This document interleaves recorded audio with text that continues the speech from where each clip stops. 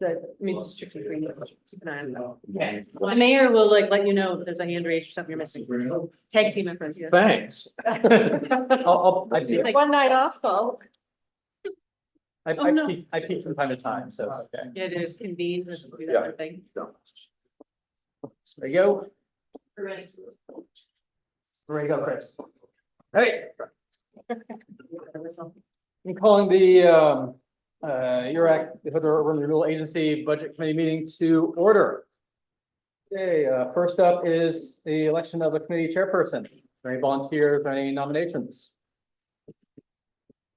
And get our existing chair carry on. If the existing chair gets nominated, there's a second. We vote on it and I accept it. Yes. nominate Grant. Great.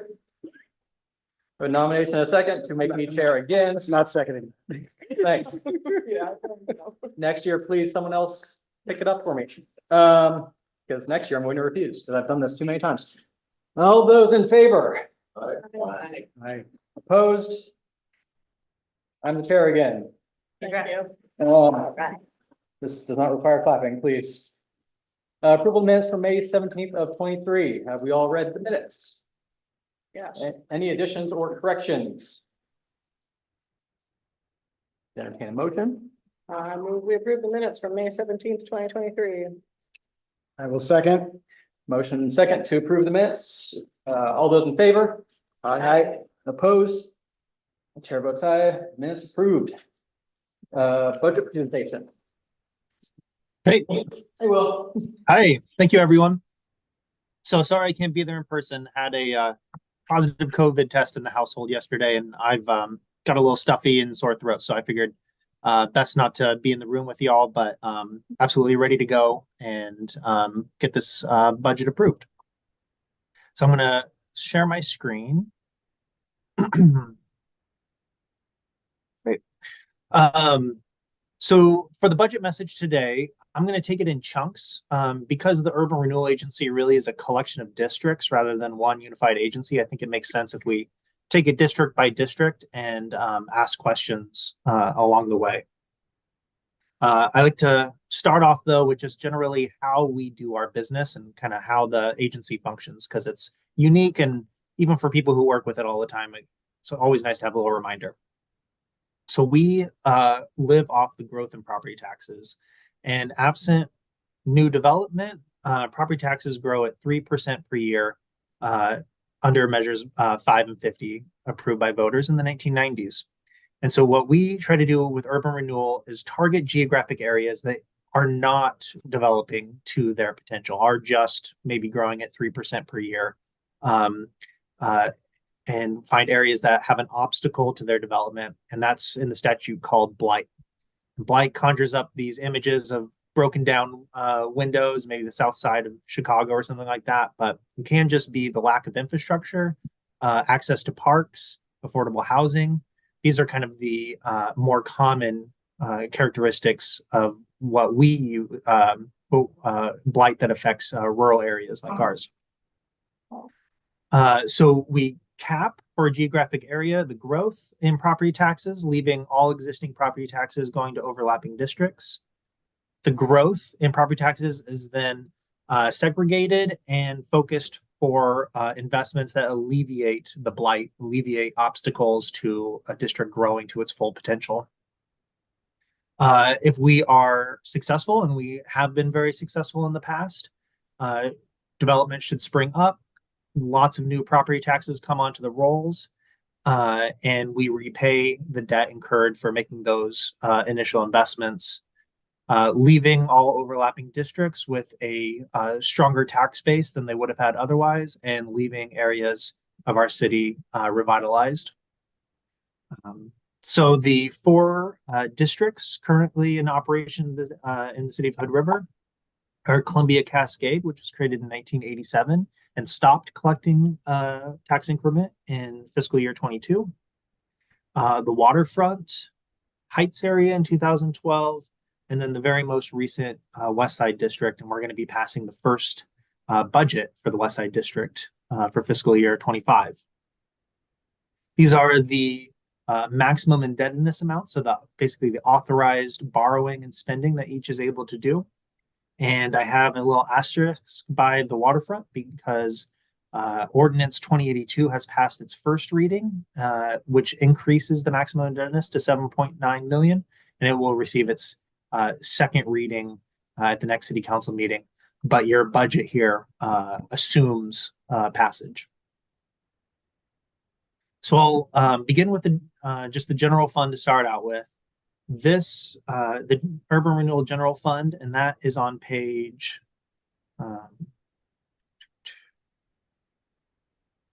page 6 of your budget book. This is where direct but shared urban renewal charges are housed. So this is where I'm budgeted, the annual financial audit, if we have any legal work related to urban renewal agency as an organization, insurance, things of that nature. If it can be directly assigned to the urban renewal agency, but not directly attributable to the operation of any specific district, then we house that expense in the urban renewal general fund. And each district pays a co-equal transfer in to the general fund each year to cover these shared expenditures. And so the transfer into the URA general fund this year is 28,500 from each district.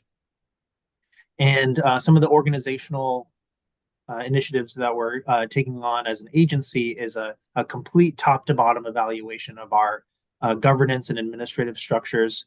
We've already, the city council already adopted an ordinance changing the governance membership of the urban renewal agency to be the city council itself, and that's going to be effective January 2025. And we have now moved on to looking at the bylaws, which were last updated in 2012. And the Urban Renewal Advisory Committee actually just took a first pass at reviewing the bylaws about an hour ago. And that will then head to the Urban Renewal Agency Board.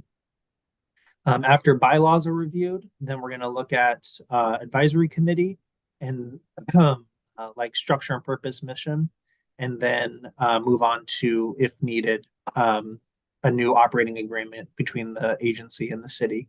Not to say that any of it needs to change, just that it hasn't changed since 2012, and it was on our work plan to really take a good look at it and just see this, all those items are still meeting our needs.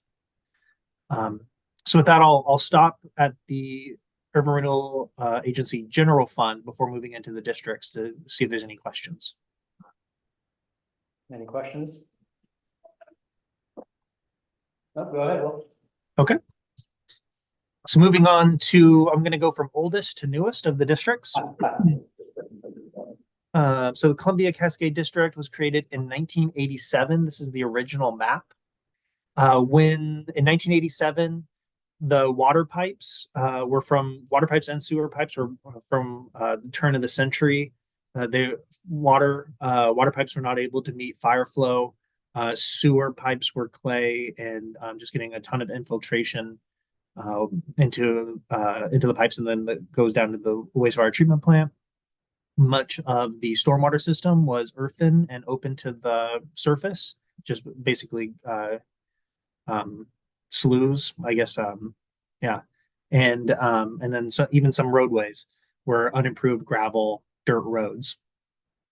So the agency started doing projects from the north to the south, and typically paired urban renewal investments with local improvement district assessments of property owners on that roadway. So it was really a hand-in-hand partnership between government and private property owners to kind of move through the district, upgrading all of this really antiquated and infrastructure that was in poor condition.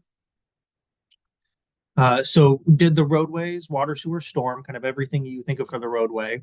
And this is a picture down by where Full Sail is. You see it used to be a dirt road and then it was all paved.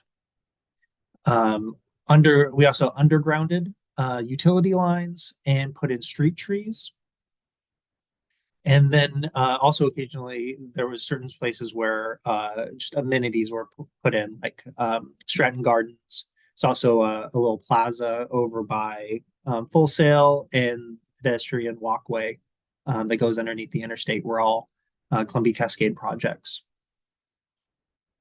From its inception to its retirement of collecting tax, the taxable assessed value in the downtown district grew from 33 million to 136 million dollars, and that's in inflation adjusted dollars. So really speaks to how successful that district was.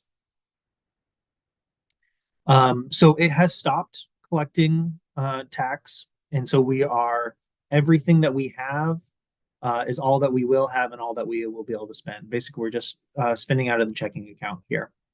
And this graph shows the dotted line is basically how much resources we have. Orange is how much has been spent in the entire history of the district. Blue is trash cans and parking kiosks that were purchased in the current fiscal year we're in now. And then I have shaded areas that are dedicated to the Second and Oak signalization, as well as the stormwater project. And I put those in as shaded because we don't know what the final costs are going to be just yet. We just had 2 change orders for Second and Oak, and the stormwater project in downtown has not gone out to bid yet. But at current estimates, we may have about $2 million left over for other projects. So in the Columbia Cascade, the first priority is finishing up Second and Oak, which is almost done, and doing the downtown stormwater project. That's really where the huge question mark is as far as how cost. The intention then is to see how much we have left over and implement a public process to prioritize existing remaining eligible projects. And all these projects are in the Urban Renewal Agency plan in one way or the other, and so they are eligible. But we don't have enough resources to do every single last project that's left in the Urban Renewal plan.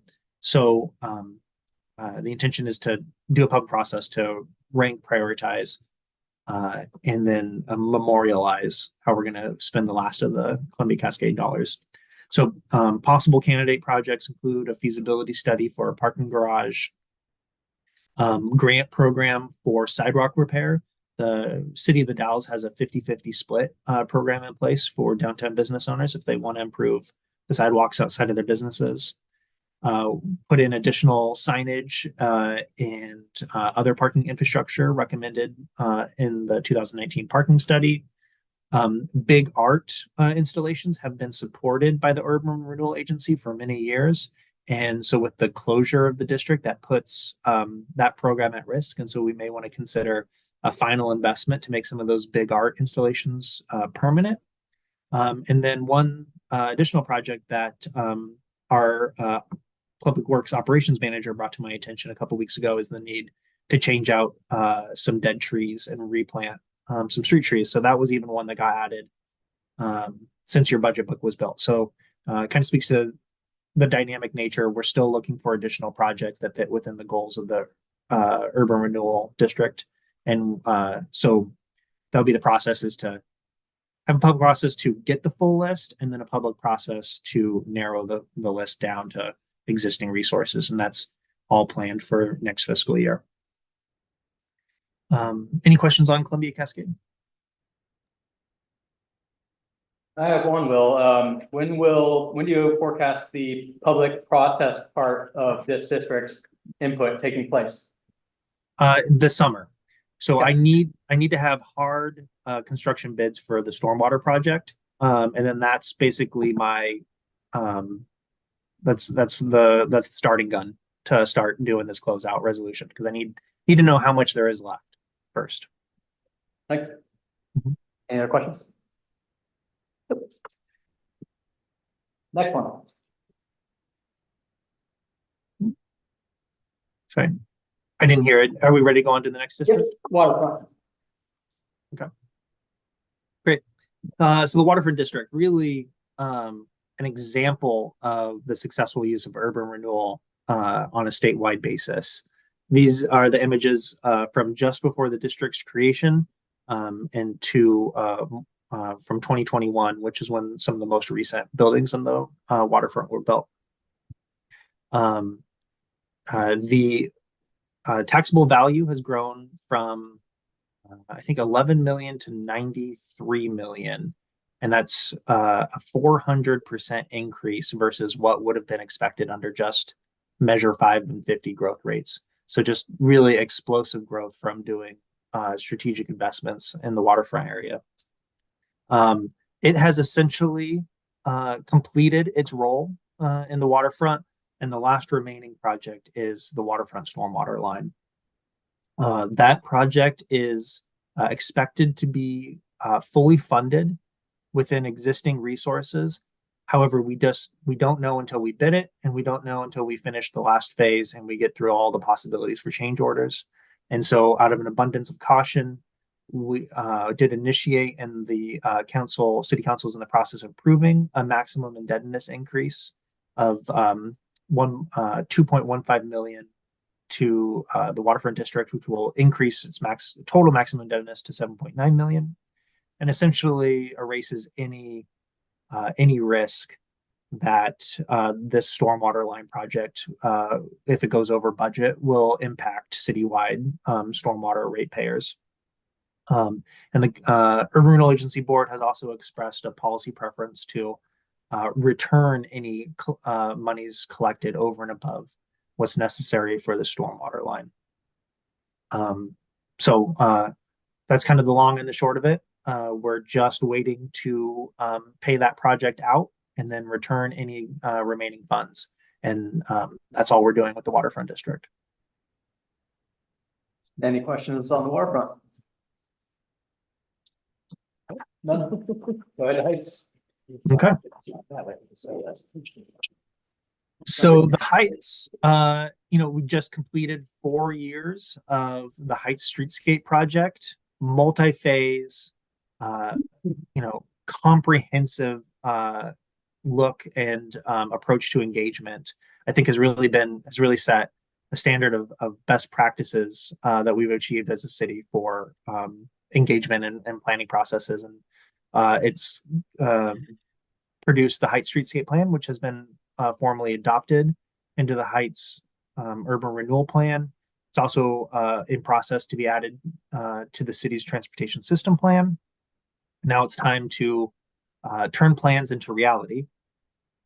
The fiscal year 25 budget includes appropriations to hire a design, engineering, construction management team to begin the engineering and permitting for the first projects of the Heights Streetscape Plan, which are improvements along 13th Street and Taylor Streets, as well with specific emphasis on improvements at the intersections of Taylor and A Streets. Those projects are expected to be about $4 million in total, which are within the existing resources of the Heights Urban Renewal District. So there's nothing stopping us, although we will be searching, as always, for every possible way that we find matching funds from the state, the feds, or grants. We plan to get this team on board to be ready to get moving as soon as possible once we get jurisdictional transfer of this roadway from ODOT.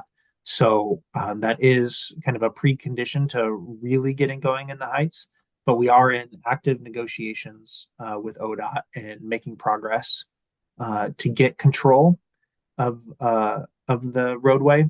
We are also pursuing, there's a jurisdictional transfer advisory committee, which is a citizen committee appointed by that serves the legislature. We're also applying through that body for consideration for legislative appropriations at the next legislative session. So I'll stop there and ask if there's any questions about the Heights.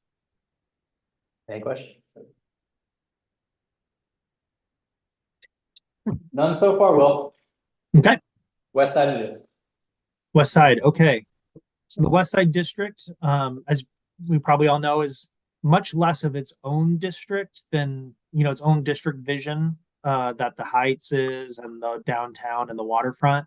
The West Side is much more plugging in resources to fulfill prior existing master plans, specifically the transportation system master plan, the Hood River Affordable Housing Strategy plan, and the multi-jurisdictional parks and open space plan.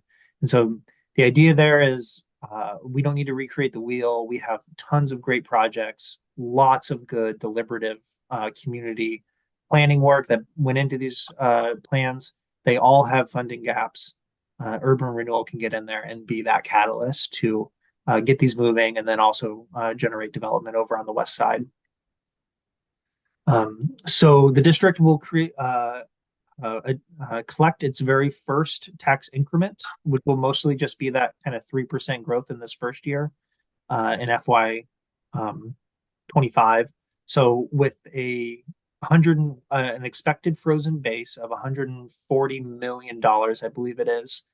Although that we're still waiting for the frozen base to be certified by the county assessor, but we're assuming 140 million in assessed value. We expect that to generate, I believe it's about $60,000 in tax increment that's in the budget. And that's basically just enough to pay for overhead and shared URA costs without any programmatic funding.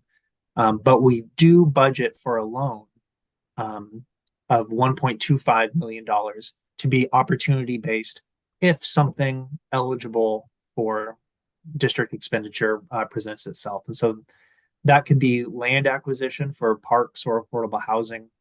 It could be transportation system plan investments that increase buildability of the west side. And kind of both of those are going to be fully dependent on, is there a willing seller in an attractive location? Do we have a developer ready to develop that can partner in creation of a road? And we're just not going to know that until it happens. But this borrowing will kind of foresees that we'll be able to jump on those opportunities if when they present themselves. And then also we're working on a missing middle housing construction incentive that as part of the 5-year action plan for the West Side District. And this could also be used to help implement that. The dollar amount of $1,250,000 was estimated on it what we could afford over a 10-year payback period while maintaining a conservative debt service coverage ratio of 2.5. And so that's why we think it's a very feasible amount that we could really use to get going in this first year of operation. So with that, I'll stop and ask if the committee has any questions about the West Side District. That second bullet about the immediate borrowing capacity, is this the way we've done the other urban renewal districts, borrowing kind of in the early going? Or I'm not saying there's anything wrong with it doing it a different way, but I'm interested in knowing is this kind of how we got things off the ground with the other districts as well? Yeah, thanks for that question. We've done a myriad of different strategies, and really I'd take the Heights and the waterfront as being really a tale of two districts. The Heights was very much a pay as you go. We waited till the cash came in. We haven't borrowed a single dollar, and we're just paying cash out as it's available. And really, we haven't catalyzed much growth in the Heights whatsoever. The waterfront district, even before its first year of operation, it began several $1 million in debt. We borrowed money from the port to begin odor control improvements and also to build, I think it's Anchor Way. And that was actually borrowed from the port. If it was the equivalent of the West Side District, we would have borrowed that in this fiscal year. And the West Side District would have started its life several $1 million in debt. So two different approaches. The idea is to catalyze development and catalyze tax growth and to return the district back to the general rules as soon as possible. And so there's merit to being operating with a sense of urgency, I would suggest. Thank you. Another thing I learned about when some mayors were visiting was more of a joint venture urban renewal strategy where rather than, maybe this is a wrong example, but rather than the city building Anchor Way or burying the pipe, they would like go in with a for-profit and have we had that within the diversity of strategies, or have we ever done that? We have not done that, but I agree that is the standard way to operate. If we build, say there is a development in the middle of the west side where alignment D, which is the major north-south road plan for the West Side District, if there's a development that's gonna need to use that, and we can partner with them to have them build the road for us, it's gonna be built much cheaper than if the city builds it. And then we still make sure it's dedicated to the public after its construction, and that it's made to our engineering standards. But absolutely, when we compare our investments with development, we get improvements cheaper, and we also tie it to the tax increment 1-for-1 that's gonna pay it back. Thank you. Where the 1.25 million in debt, do we have a source for that? It potentially could be an interfund loan from the city, or like for when we were doing projects in the port had an interest in that work, so they loaned the money to the city. Maybe if we're doing maybe if a park project came up on the West Side District and the Parks District had an interest in that park, they may loan us the funds. But we can also always go out to banks and seek funds there. It's just often a higher cost of capital when we go to the private markets. Okay. Any other questions about West Side? Nope. Thanks, Will. Great. That concludes my budget message. Happy to support your deliberations. All right. Now we have a public hearing. This is the time scheduled for a public hearing regarding the proposed budget for fiscal year 2024-25 for the Hood River Urban Renewal Agency. We will now take public testimony. Jen, city reporter, is anyone registered to speak or provide written testimony? No. Public hearing on fiscal year 2024-25 proposed budget is now closed. So easy. All right, and now move on to final deliberations. First. Anybody have anything they would like to talk about this budget? And we mentioned that Will sent a, I'm sorry, maybe. Will sent a memo with some of the questions that I received ahead of time, so if you had a chance to review that. If you have any follow-up questions or if folks didn't get that, I'd be happy to print that out at this moment so people could see it. We got some very heartfelt, strongly worded testimony last night at the Urban Renewal Agency meeting from the library district. Right, those graphs that Will showed us doesn't come for free. So for now, the library's feeling the pinch, like we're freezing their tax revenue. And they're trying to run libraries and more is better. And just the sobering thing of like, we are the public.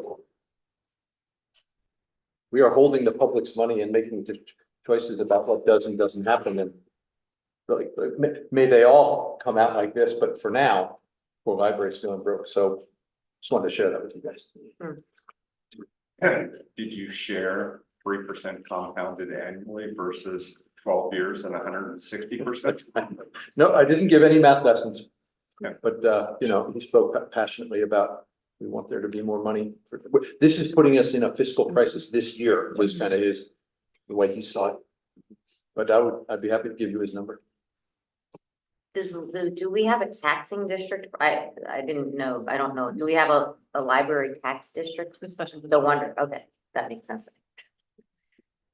And if I may, Mr. Mayor, I think he did clarify that he was here of his own volition and not representing. the district. Yeah. So the district probably feels similar, but it wasn't He did official. do that, yeah, but and he said that, and he's the chair of the library. Right, yeah, of course. that is the pinch of urban renewal deferred increment spending. Is it what I've seen in the 12 years that I've helped with the advisory council is it's paid significant dividends. Matter of fact, our downtown project is dispersing back.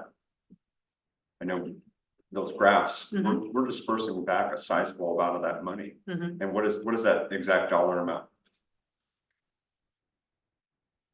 I can make a note and Will can follow up with the email tomorrow. Yeah, I wouldn't want to, yeah, it's different for every district based on their tax rate. And the Yeah. Columbia Cascade District, because it closed a couple years ago, you know, it still has money to spend, but those dollars have been distributed back to the, they've been returned to the tax roll, and the districts are there. Waterfront, we expect will be.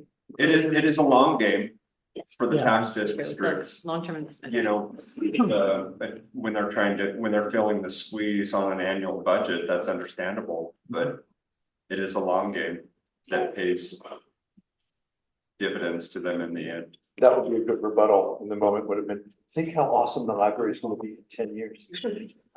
And they did receive an impact of what the West Side District and all of the districts together, what that impact would be for them. So they saw the, what the deferment would be or what the, you know, diverted funds would be, and then also what the growth would be. They've received that information last year. And I think Will has had conversations with at least the library director and has presented to their board at least once or twice this year. So we have good lines of communication. Yeah, I would, no, the initial increment for the West Side District of, I think it was about $60,000 in our budget. The amount of that comes from diverted library is about $2,400. So pretty minimal mix of our, the resources that we're then are able to bring to bear. I mean, I think the crunch was waterfront being extended, Yeah. because that is actual money.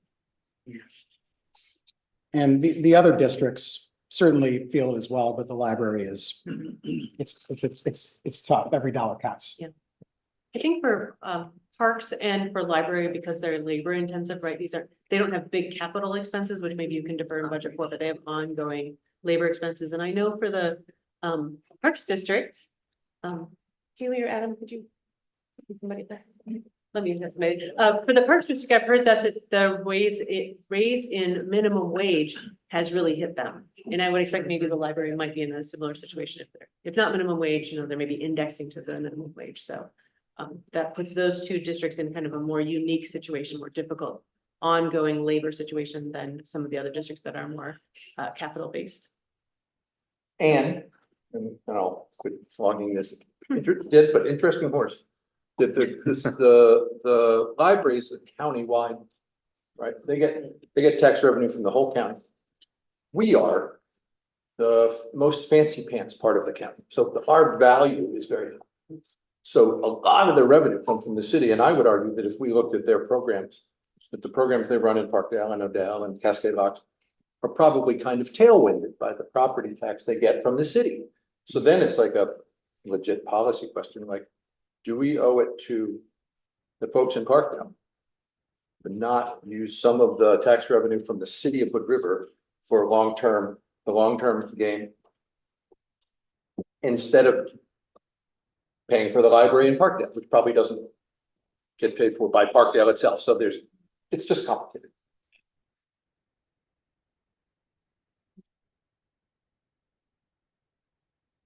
Any other deliberations or things we want to talk about?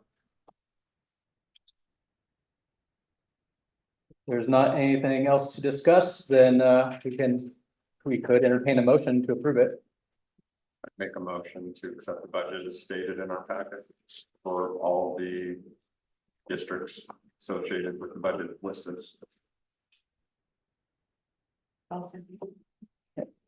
There's a motion and a second to approve the fiscal year 2024-25 budget. All those in favor? Aye. Opposed? Budget approved. And then we have one other thing to do, and that is to request the tax increment revenues. If we have somebody would like to do a motion for that. I move that the waterfront plan area, Heights District Plan area, and West Side District Plan area request the maximum amount of revenue that may be raised by dividing the taxes under section 1C, article 9 of the Oregon Constitution and ORS chapter 457 as applicable. Second that. It's written down for a reason. Yes. One year, I don't know if any of you guys were here, we forgot to do that. We had to like come back the next day to do that. It's important to do that exact wording. Wow. So there is a motion and a second to request tax increment revenues in that manner. All those in favor? Aye. And opposed? Chair votes aye, motion passes. With that, that's everything. Adjourned. Before you urban renewers leave, we are going to be appointing a city councilor very soon. Tim Coonahan, I don't know if you guys kept up with all this news, unfortunately died recently. And we had a little bit of a ceremony for him on Monday night and Jen was here and that was nice. But now, you know, he would have wanted us to carry on, so we're carrying on. So we, the council, will be appointing a replacement in the next 6 weeks probably. So you know, any people who are like involved in city government, like you guys. Experience. Interested in that sort of thing. Do you have eyes on anyone already? 12 years. What's that? I don't. Have eyes on I don't anybody live in the yet? city. We, I think I he's can looking at- say personally, I have not like, oh, it's gonna be shitty, so on, it's gonna be nice. No, it's wide open. They've had- Yeah, thank You have a. And also separately, if any of you, and I would encourage any of you to share this thing next year. And not the same people do it year after year after year. Other people should have experience doing this, be involved, do these things. So if anything happens to someone, someone else can do this without any problem. Thank you, Grant. It also, And it also gives thank people, you, thank you, Grant. it also gives people more experience and involvement, et cetera, et cetera. If you nominate me again, I'm going to decline. That's the warning. Your dog will be walking, so you'll wanna. If you're, yes, I'll be around, running around the Right, he'll still be on the committee, don't worry. table. We're all set. Thanks, everybody. Thank you, Will. Thanks.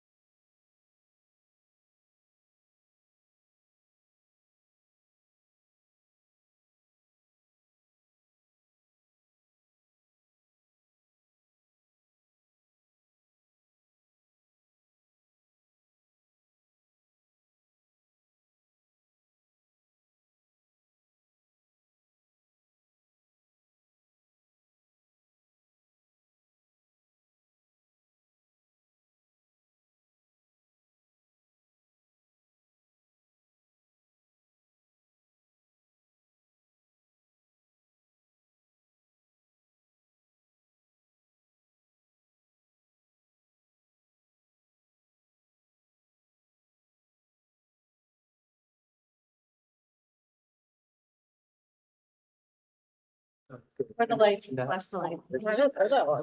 Oh, you don't have it as well, or dealt with kindergartners or preschoolers, or anything? Teacher talking in a soft voice and does that, and so they all do that. See, just like that, it worked. Oh, good. Magic. Okay, we're all back. I'm calling the third city council, no, not city council, city budget committee meeting to order. Is there any public comment? No public comment? Nope, no public comment. We can move on to the public works budget. All right. Before they start, can I just Right. take a minute for? Quick, yeah, before you guys get started, a quick reminder, turn off your cell phones or silence them, et cetera, and Abigail, and then we'll introduce Great. ourselves. Thank you. I just wanted to follow up from the last meeting where I had a memo that I sent out that had a mistake on it. This was the memo from May 8th. It was page 31, how are city grants different than city contributions and donations? And this said, city contributions and donations are MCED low income energy contributions. That was incorrect. It is MCED Energy Council contribution. So the city is a member of the Energy Council. The second part of that is correct. City grants are for MCAC, which operates the severe weather shelter.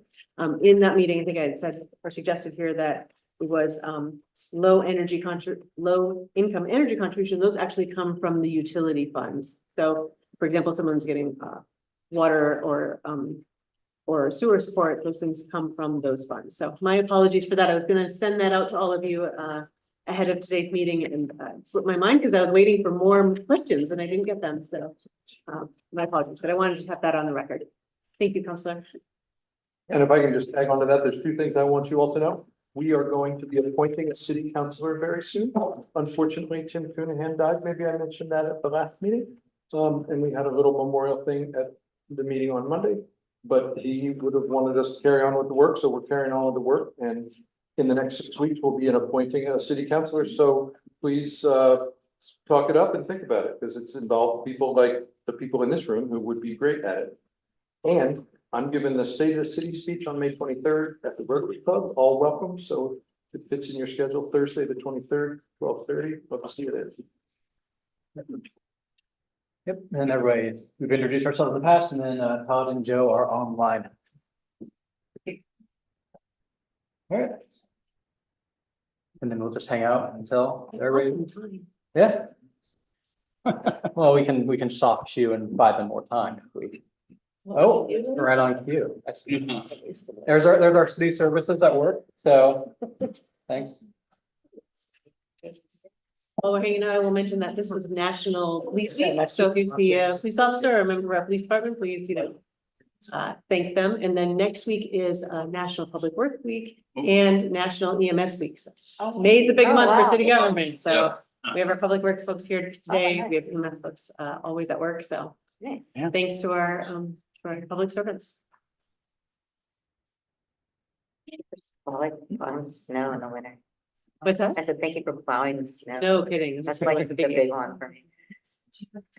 I missed our last meeting. Is it possible to get a quick little recap? Sure. I think we did general fund pieces, so police, fire, planning, and then a little bit of building. That is on video, and we can certainly send you the slides if you'd like to see that, but.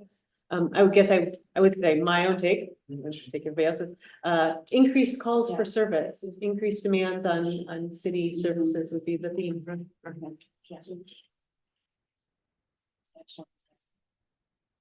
Chris, do you have anything to add to that? But I'll ask the department heads if we can have their slides and send it out to the group. Okay, I'll also watch the video too. I know it's my new favorite weekend pastime. Yeah. It's watching YouTube videos of our meetings or meetings of other agencies. I Sorry. didn't think, and then I'm like, why? I do them while I'm making dinner. dinner. Sure you My voice really sound like that? Exactly. Oh, I know. That's why I can't watch Exactly. it. All right, looks like it's ready there. All right. All right. Good evening. I'm Adam Schmidt. I'm your Public Works Director, and this is technically, New public works director. Congratulations. it's technically my first budget presentation as the Public Works Director, but I have been involved in a couple other ones, so, yeah, we'll get going. The Public Works, overview, the Public Works Department is responsible for streets, parking meters, sewer and stormwater collection systems, wastewater treatment plant, water system, and the engineering department. And the staff consists of 7 office staff members and 12 public work crew members. The road division provides maintenance and repairs in the public right of way. The duties include paving and patching of roadways, sanding and plowing during winter, street light and street tree maintenance, and parking meter maintenance and collections. And if any time anyone has a question, there's a lot of photos in this. If you have a question about a photo, feel free to holler. If you have some questions, just speak out. This is laying down some thermoplastic up in the heights on the left, and that's the 3-way stop sign installation for the Safe Routes to School project that went on May Street at Main and 17th. There's challenges every once in a while in the street department. Been a while since we've had someone foam the fountain, but don't want to bring that back, but that's always a great photo. And then a lot of street trees in town. So get to deal with those when we have high wind conditions. The sanitary sewer division, they provide maintenance and repairs to 60 miles of sanitary sewer pipe. Their duties include using a combination Vector jetter truck to provide preventative maintenance on sewer lines, repairing broken pipes and manholes, root abatement within pipes to prevent blockages, and they provide maintenance on 6 pump stations. 2 of them are located up in well, 3 of them are located up in the Heights area, and then there's 3 that are located down near the freeway and the marina area. The image on the left is a TV camera that we use, so we can push that through, get images of pipe, whether it's stormwater or sanitary. And then the photo on the right, that's just a general process during cleaning of manholes. The basket collects any debris, and there can be rocks and pieces of pipe that come out, and so we try to catch those, that way we don't send them downstream as we clean. The wastewater treatment plant, it's part of the sewer department. It's the final collection point of all the city sewer flow. The influent is treated prior to being discharged into the Columbia River. Jacobs manages the treatment plant for us. The photo on the left, that's actually pretty recent. That's the aeration basin.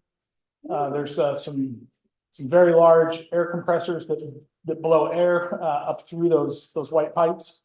There was a break in the pipe, and so the Public Works staff and the Jacobs staff worked together to get that cleaned out so we can make repairs. Photo on the right is actually that's the water department changing out the water meter at the wastewater treatment plant. Stormwater. The sewer department also manages stormwater, provides repair and maintenance for 50 miles of underground storm piping and catch basins. Their duties are emergency response to stormwater related issues during rain events, street sweeping to avoid blockages in the storm drains, and catch basin preventative maintenance to avoid overflows. Photos of this was just recently also. This was a catch basin that we diverted the pipe from one main line to another to reduce some back charging that we had on that line. These guys are cleaning the catch basin at the yard. I don't know why you look so excited. The photo on the right is detention pond, just standard maintenance, keeping the grass clean around the detention pond. I believe that's over, let me see the top subdivision. The water department ensures that safe and constant flow of water is available to the community. Manages 83 miles of pipe. There's 3 springs that feed into 1 main collection box. Duties of the water department. Installation of meters, approximately 3,400 meters in town. We have 1,500 valves, 43 pressure reducing valves, 400 hydrants and 3 reservoirs. They also do water quality analysis. The Wicks treatment plant in the Dalles does our testing for us, the city of the Dalles. And they maintain the hypochlorite generation system and any water line repair and maintenance. The image, that's Wilson Reservoir, ironically, one of our oldest pieces of infrastructure with one of our newest additions. That's a pressure transducer on top of it. So we have a SCADA system so that that sends out our pressures. We can access them. Any of our workers can access them anytime through their iPad. So And yeah. I just wanted to say, had a good fortune of getting the water tour this year with Adam, Councilor Polson, and I got to tour all these facilities. And I saw in that photo there, I was like, most of them looked a lot cleaner, a lot nicer than that.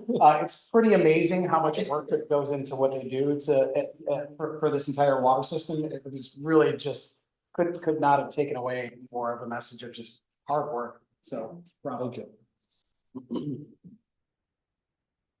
This was recent as well, like a month and a half ago. This is up in D. Farmer in the area was disking his orchard, and he hit our 80-plus-year-old water line up there that runs through the orchard with the disc. So we had to put a few folks on boil notice for this. The photo of the lower right, that's a repair ban that we put on there to make the repair on this one. Can I clarify? Yeah. The water that's being delivered to us is not through 80-year-old pipe, it's what's feeding the B flat. Correct. Yeah, yep. So that was the old transmission. That's why we were not on boil water.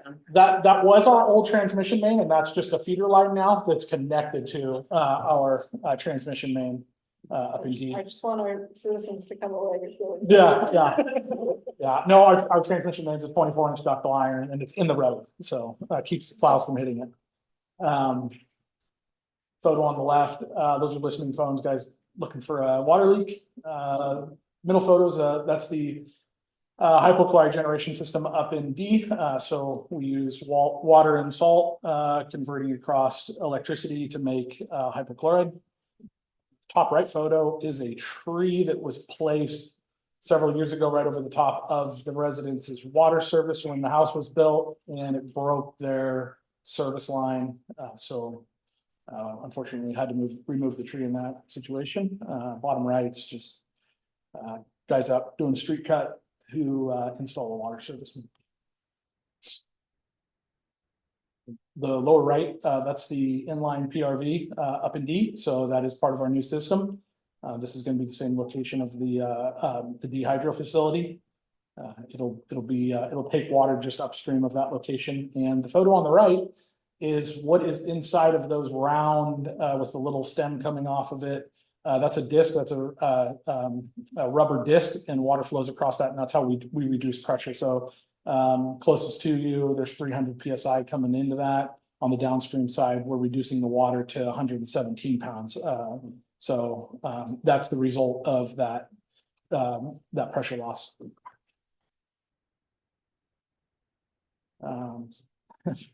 Never know what you're going to find in the meter box. That's like a snake pit. The middle photo, that's a water meter on the right. Snakes on the left. The photo in the middle is that's from the top of the 5 million gallon reservoir. And then the photo on the right is that's at 10th and Oak. That's looking up to Oak Street, and that hydrant was hit and drugged down to that location by a vehicle. That was just recently as well. Water service tap. blowing off the new service before we install the meter. And then that's the tapping machine and drill. Great pictures. Fleet management provides support and maintenance to both the public works and police vehicle fleet and equipment. Duties also include vehicle procurement. Engineering, the engineering department establishes and ensures standards are being met to preserve the city's infrastructure and right of way. Responsibilities include planning and implementing department capital projects, private and public development plan reviews, issuance of right of way and sign permits, and construction inspections. We'll go through capital improvement projects that we currently have planned for fiscal year 24-25. Any questions on the operations piece before we move on? These are a couple projects that we have just recently finished up. Eugene Street, lower left. Small portion that's still going on over on 17th Street, and then the other street is Prospect Street. And this is starting on page 137 of your budget. Just to show you the significant work that the Public Works Department has completed over the short term. The top left pie chart shows the spend from fiscal year 2014 and 2015 through 21-22, an 8-year period.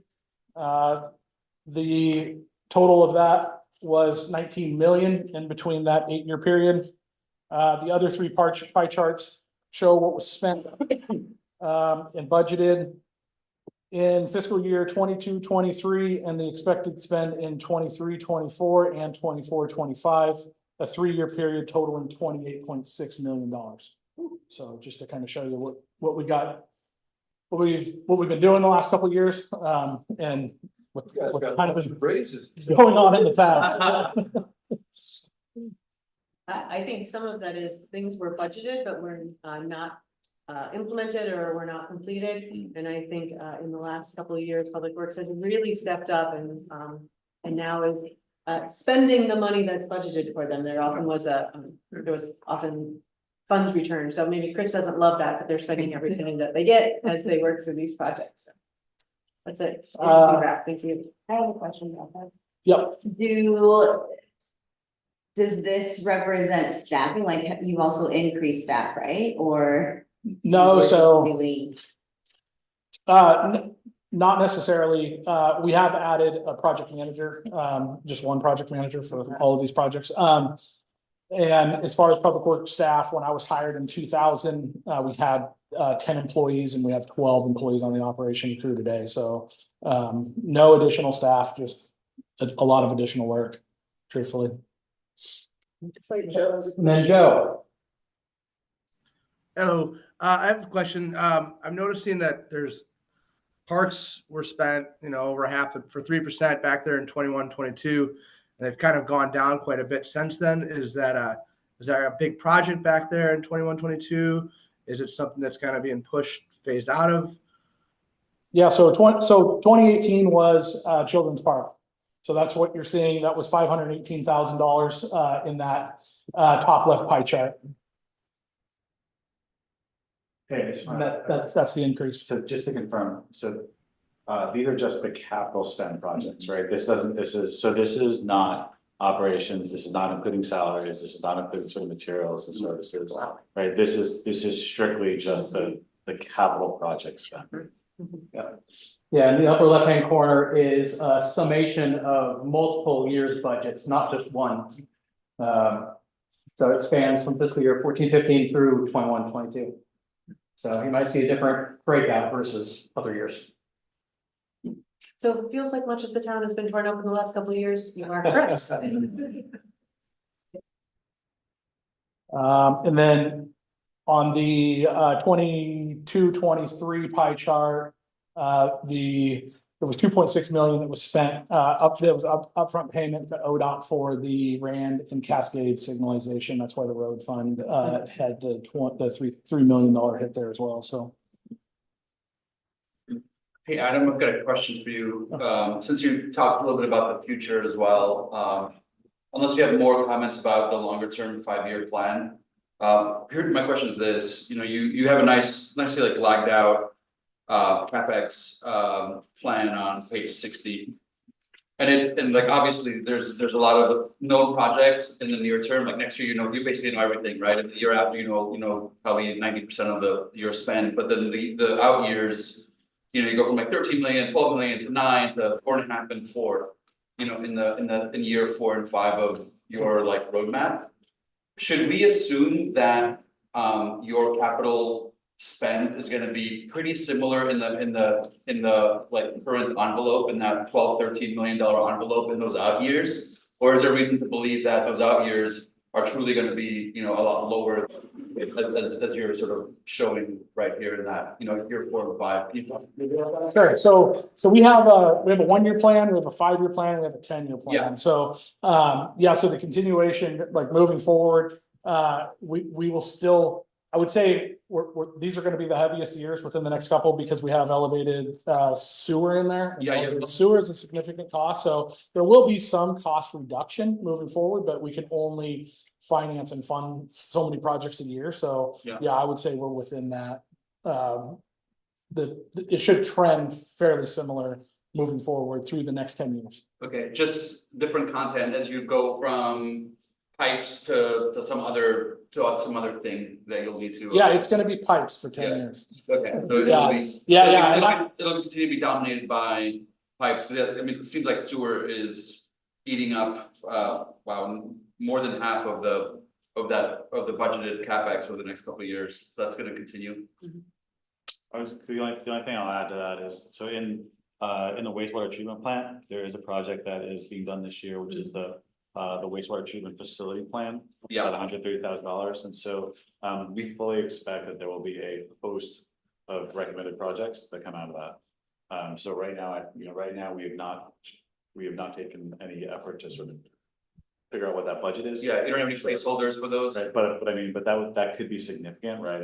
Yeah. And that would contribute to what you're saying, right? And that's actually part of the reason I'm asking is, you know, we've been seeing such a reliance, the money's been going to the sewer part, you know, for those reasons, but you know, through my other work, I'm aware that there's also needs to be some significant spending on the wastewater side, and looking at your current view of wastewater, it's very much like, you know, maintenance, like day to day, you're just like living to fight another day, but the presumption should be that there's gonna be some major spending down the line, and then Chris, you're gonna need to figure out how to finance that big chunk. That's gonna be another big lump coming through. Yeah, and we've talked about this, because again, like step one is to figure out what the recommendations are, what the projects are, and then size that, and then figure out how to find it. Yeah. Thanks, Rudy, for bringing that up. It sort of sounds like we're catching up, and makes me wonder, are we being smart enough to? I mean, the good thing about catching up is you can catch up. The bad thing is, like, how come you're behind? Like, are we getting behind somewhere else that we're not noticing, and are we feeling confident that the radar is covering the terrain?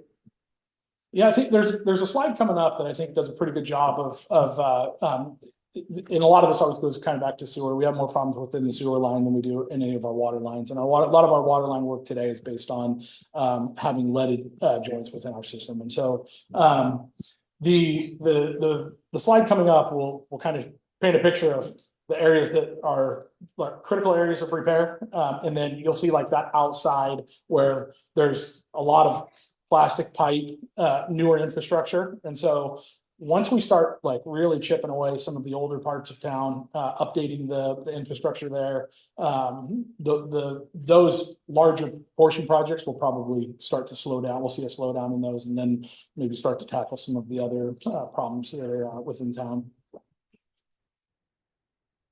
I guess, sorry, last question on that topic.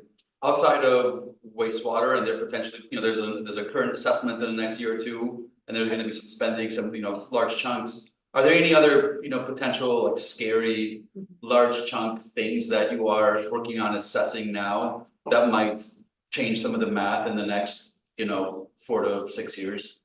I think West Side urban renewal would be the one that I would say the possibility of the capacity.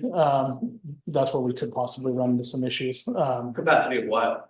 Sewer, like from one far area of town, getting down to the wastewater treatment plant. So going from new pipes through old pipes that are, undersized to get to the wastewater treatment plant. We're looking at, there's significant length of travel for sewer to get there. So, I'm not an engineer. I don't know those numbers, but it's definitely something that would be on the radar. From the finance perspective, I would argue that was, that's sort of what the West Side Urban Renewal Area has been formed to address. Right. Is the significant infrastructure that will be required to support new housing, right, to bring those utilities out to that area. So, if we're talking about sort of addressing the financing aspects of it, URA certainly helps participate in that. Yeah. Same thing, I think the other thing is some of the transportation stuff that's gonna come up in the Heights, right, sort of Heights urban renewal area. So, I think that for the most part, the near term, and you can correct me if I'm wrong, but I think the near term, really scary projects are all on this page. Okay, good, right. So you're comfortable with the kind of envelope being sort of what it is. It's not gonna need to be double what it is right now in that. Yeah, I would be very surprised if I'm very surprised. That's it. If I could tag on to what Crystal said about the West Side Urban Renewal, I do want to clarify that it really is to do the housing, the parks and the roads plan. It does not, it assumes that SDCs and rates continue to build out the water and wastewater infrastructure. So just to note that. And then the other piece was, I wondered if Adam, if you just barely mentioned the scary project of leaded joints. Can you tell us a little bit more about what that project is and why it's so scary? Yeah, so the EPA, we're up against the timeline on removing all leaded joints within the city. So a lot of these projects are both water, sewer, storm that we're tackling right now. There's going to be some standalone water projects. We're currently 2031, 6, depends on if we get an extension or not for full removal on that. So our plan, and I think going back to what you had mentioned, Rudy, like moving forward for the next 10 years, a lot of those projects are water based, but due to the fact that the vintage of the water line and the vintage of the sewer line are the same, and those are clay pipes, and so they just coincide. Like it's not worth doing one without the other. There are a few standard conditions where we can just do water, but yeah, we'll be plugging away at water and sewer for the next several years. We can say two things. One, leaded joints, but it's not a lead pipe. This is not Flint, Michigan. It's the joint, not the pipe itself. But if they have the Oregon Health Authority, EPA require us to remove and replace them. So that's part of it. One more thought, Scott. Oh, I was gonna tack on to that. If we haven't tested and there is not lead in the water, I think we want to make that. Yeah, so and I'll add to that too. We're required, of course, by the state to test for lead and copper. It's on a 3-year cycle. We take 20 samples, and our maximum contaminant limit is always, I mean, if it's anything, it's minute, but mainly there's nothing detected. So to add to that. I remembered my second thought, which was the other scary part about this project is there's a fair amount of infrastructure dollars available for lead pipes.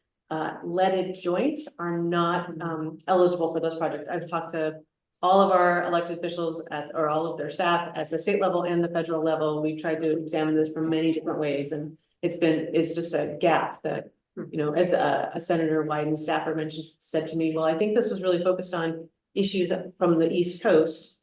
And there they have lead pipes. They did not use leaded joints. So those who wrote the legislation did not anticipate this being a problem that cities would face. So just to know that this is this one has some funding issues that, to me, that's the scariest part of the project. Todd has a question. Todd. Yeah, thank you. With such large portions of funding going to sewer, water, and storm over the foreseeable future, is there some risk to other infrastructure in the city suffering and in creating deferred maintenance such as roads? So Todd, I'll answer this just from the financing perspective, because I think it's important to understand that. So each of these funds, road, sewer, water, stormwater, are considered restricted funds. And so the projects within them need to be, are financed by the revenues, right, or supported by the revenues that are charged to the utility users. So to a certain extent, these projects are relatively self-contained when it comes to, sort of funds going to the sewer projects are really sort of coming from the sewer fund, right? It's not that there, in most instances, it's not that there are general fund dollars that are going to these projects. And we've worked very hard along with, sort of public works to try to prioritize projects that can be funded by the individual funds without having an overall general fund impact. So to a certain extent, in this instance, dollars are not fungible, right? They do need to sort of sit in their respective restricted funds. And so I just wanted to make that out. Great. Okay. Thank you. All right, so this pie chart shows the total money that is budgeted for capital and improvement projects over this next fiscal year. Of that 13 million, 4.7 million of that is dedicated to go to combined water, sewer, and storm infrastructure improvements. 8.3 million of that is dedicated to go to standalone projects. Those would be waterfront, stormwater, elevated sewer, and dehydro. And then there's several other projects that are on there as well, and we'll touch on those in a minute. All right, this is a list of the current water, sewer, and storm projects that are either in construction or design for fiscal year 24-25. The table shows the total budgeted of the 24-25 for the project total and the percentage completed based on Q3 23-24 totals. Design for projects, you see those three bottom projects, they're all in design right now. Design for these projects typically cost between 10 to 15% of the total cost of the project. These projects currently have no identified funding source outside the operations fund. These short-term infrastructure projects were chosen as these areas have high inflow and infiltration, deteriorated pipes, leaded joints in the water line, failing galvanized service lines, PRVs that don't support downstream positive pressure protection, inadequate fire flow, inadequate capacity, high insurance claims. And we will touch on kind of all of those as we go through the projects. We'll touch on individual projects as well. All right. Oh, I have this could be interesting. Bear with me. Is Jen still here? I'm still here. It'll be well worth the wait. Oh, to expectations. You're supposed to do a star wipe. Oh, another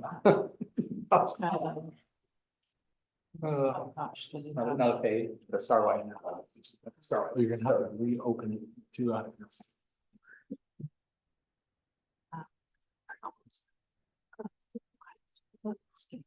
it's like that mouse happening. It's right here.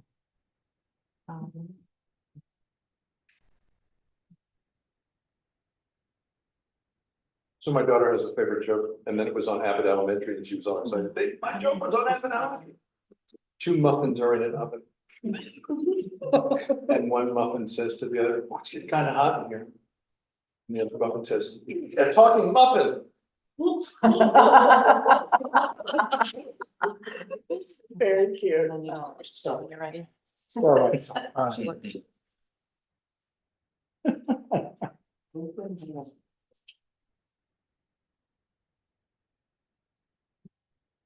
right. No.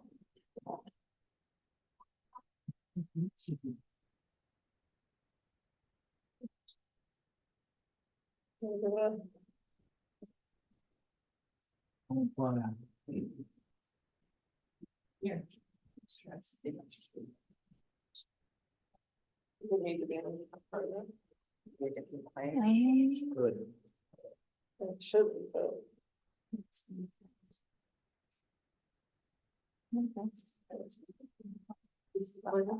the thing about Windows Media Player, is it's really special.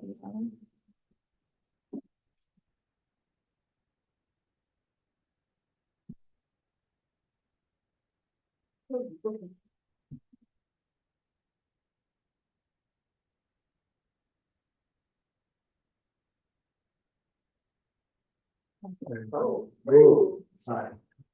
Not blue. That'll do? Yeah. Okay. All right. Thanks for waiting. This is a video in the area between 10th and 15th and Cascade. This is a project that we have planned for this next fiscal year. It's from 6th to 15th, the entire project. There's two portions of this project. So we had HBH come out and do a analysis on inflow, infiltration, and then deteriorated pipes. And so they bring out a crawler. It's got the camera on it, obviously, and it goes through and records. It measures in feet. You can do all kinds. You can shoot up laterals with these cameras. But this kind of gives you an idea of what exactly some of the pipes in town look like. This is a terracotta or a clay pipe. Every project that we currently have has the same style of pipe. There are short sections of pipe in between, typically cracked, similar to this. Usually like a lot of pieces missing from the pipe. And then when you start getting cracks and pieces start falling in, roots then start coming in. And so between the roots and then the missing pieces and a lot of offset joints, you get debris that hangs up there, and over time debris will pile up and then the line will plug. So this particular section in 15 years we've had $143,000 of insurance claims. So this was one of our more critical areas to projects that prioritize them right to the top. So this is a big project, lengthy project, two-stage project, 2 phases in this one. But when this is removed, it'll be a day of celebration for the public works crew. We do a lot of jet rotting in this area just for preventative maintenance, by far more than what we should typically be doing, because we try our best to keep the debris moved out of the pipe so it doesn't build up. This is a storm pipe, Adam? No, this is sewer pipe. Oh, geez. Yeah. So what we do is we come out, we jet rod them, clean them all out, and then they run the camera right behind us. So that's why it looks so clean, is because we just cleaned it. Every once in a while, you'll see some debris coming out of a lateral, but yeah, this is an 8-inch sewer pipe. I see why there's some problems. Yeah, yeah. Yeah. All right. We will move on. We'll say anybody wants to continue watching. This is a terrifying clown. Yeah. Oh. I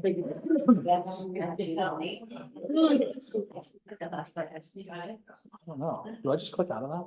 Yeah. Yeah, you can actually exit out of here. Talking about. Yeah, always for Okay, start to see part of the pipe just caving in. I just need the. Totally cool. Uh-huh. You can go somewhere else. Right by Hall Street. Yeah, it's good. I did. I did somehow. Okay, so your road report up this year. Yeah, but well, there's the other one on the list. Yeah. Cascade, I'm always 1 3 2. All right, so this is going back to the study that HBH did. They prioritized them 1 through 7, color coded them, lists what was actually going on, what they found. And then this next photo, this was kind of the one that we were talking about earlier. Again, the darker colors are bad. The lighter colors are a little better. It does look like the whole town, but it's not. And this was going back to kind of that, like the outside of town in the these later areas of growth that have newer pipe are not part of this.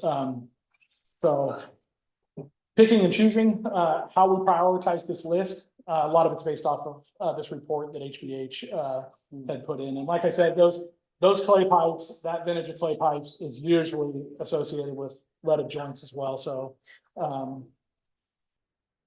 yeah, this had a lot to do. Infiltration had a lot to do with our study and prioritizing as well. So Adam, like, to the point of, I think Hull Street's on for this year and it's a yellow low, is that because it just overlapped with the leaded joints and we needed to do it anyway? Yeah, Hull Street has, Hull Street's line is like extremely flat and we have surcharging extremely bad in the area. We have leaded joints there as well, and we have the storm system is 2 catch basins that are like dug out with a shovel. So take very little water. That's how Hull Street made the list. We've had some insurance claims from there as well. That also had to do with our list. Okay, cool. All right, so these are capital projects that touch water, sewer, and storm for the most of them. Montello, 2nd to 7th. This project is currently underway. The cost for this next fiscal year, the $321,000, are just to finish the project. We'll go into this next fiscal year, finish it up. We replaced the water mains, water service lines, installed meter boxes in the sidewalks, new laterals with clean outs in the sidewalks as well. And I think I don't know if there was any there. I don't think there is any storm on this project here. This project was prioritized due to deteriorating clay sewer pipe and the presence of leaded joint water lines. Hole 9th to 12th. Project will begin this fall. Replacing the water mains, new water services, new meter boxes in the sidewalks, new sewer mains, new sewer laterals, and adding storm infrastructure as well to meet the stormwater capacity in the area. And then this project, like I mentioned, rises to the top for its surcharging issues that are going on out there. So this will be a really good one. We check this manhole weekly, so just to give you an idea. Cascade 6th to 15th. So this was where the video was from. There's 2 distinct projects on this one. There's the 6th to 10th and the 10th to 15th. We'll start the 6th to 10th first. Design's complete on that project. And we will go on the 6th to 10th, start spring of 2025. Cascade 10th to 15th. Designs to be completed this next fiscal year, and construction will be starting in the spring of 2027. And just like the rest of them, new water mains, new services, new meter boxes, sewer laterals, sewer mains. And this was the area that I had mentioned where we have over the past 15 years seen, and I will say there's been a huge decrease over the last couple of years of insurance claims, but we've seen $43,000 worth of insurance claims for sewer backup in residents' homes on this project, so in this area. Oak 5th to 13th. Design has started. It'll be complete this next fiscal year. Construction will start in the spring of 2026. So this project's kind of unique. The ODOT jurisdictional transfer obligation provides funding for the ADA ramps and the asphalt between 5th and 13th. But work must be completed in early 2027. So this was why this one was prioritized. Same deal, there will be new water service lines, water mains, sewer mains, sewer laterals. And then this section of Oak Street is lacking stormwater as well. So we'll be adding storm infrastructure to meet stormwater capacity. Columbia 8th to 10th. I'm sure everybody knows this little stretch of road. Design is started on this project to be complete this next fiscal year. So only 40,000 just to complete that, and we will start on this the summer of 2025. This will be the last section of concrete on the stretch of on Columbia. It's 2 blocks. We've had significant insurance claims on this one as well. Be a huge benefit removing that section of concrete. The picture doesn't do it justice, but the grade dropping off on that right side is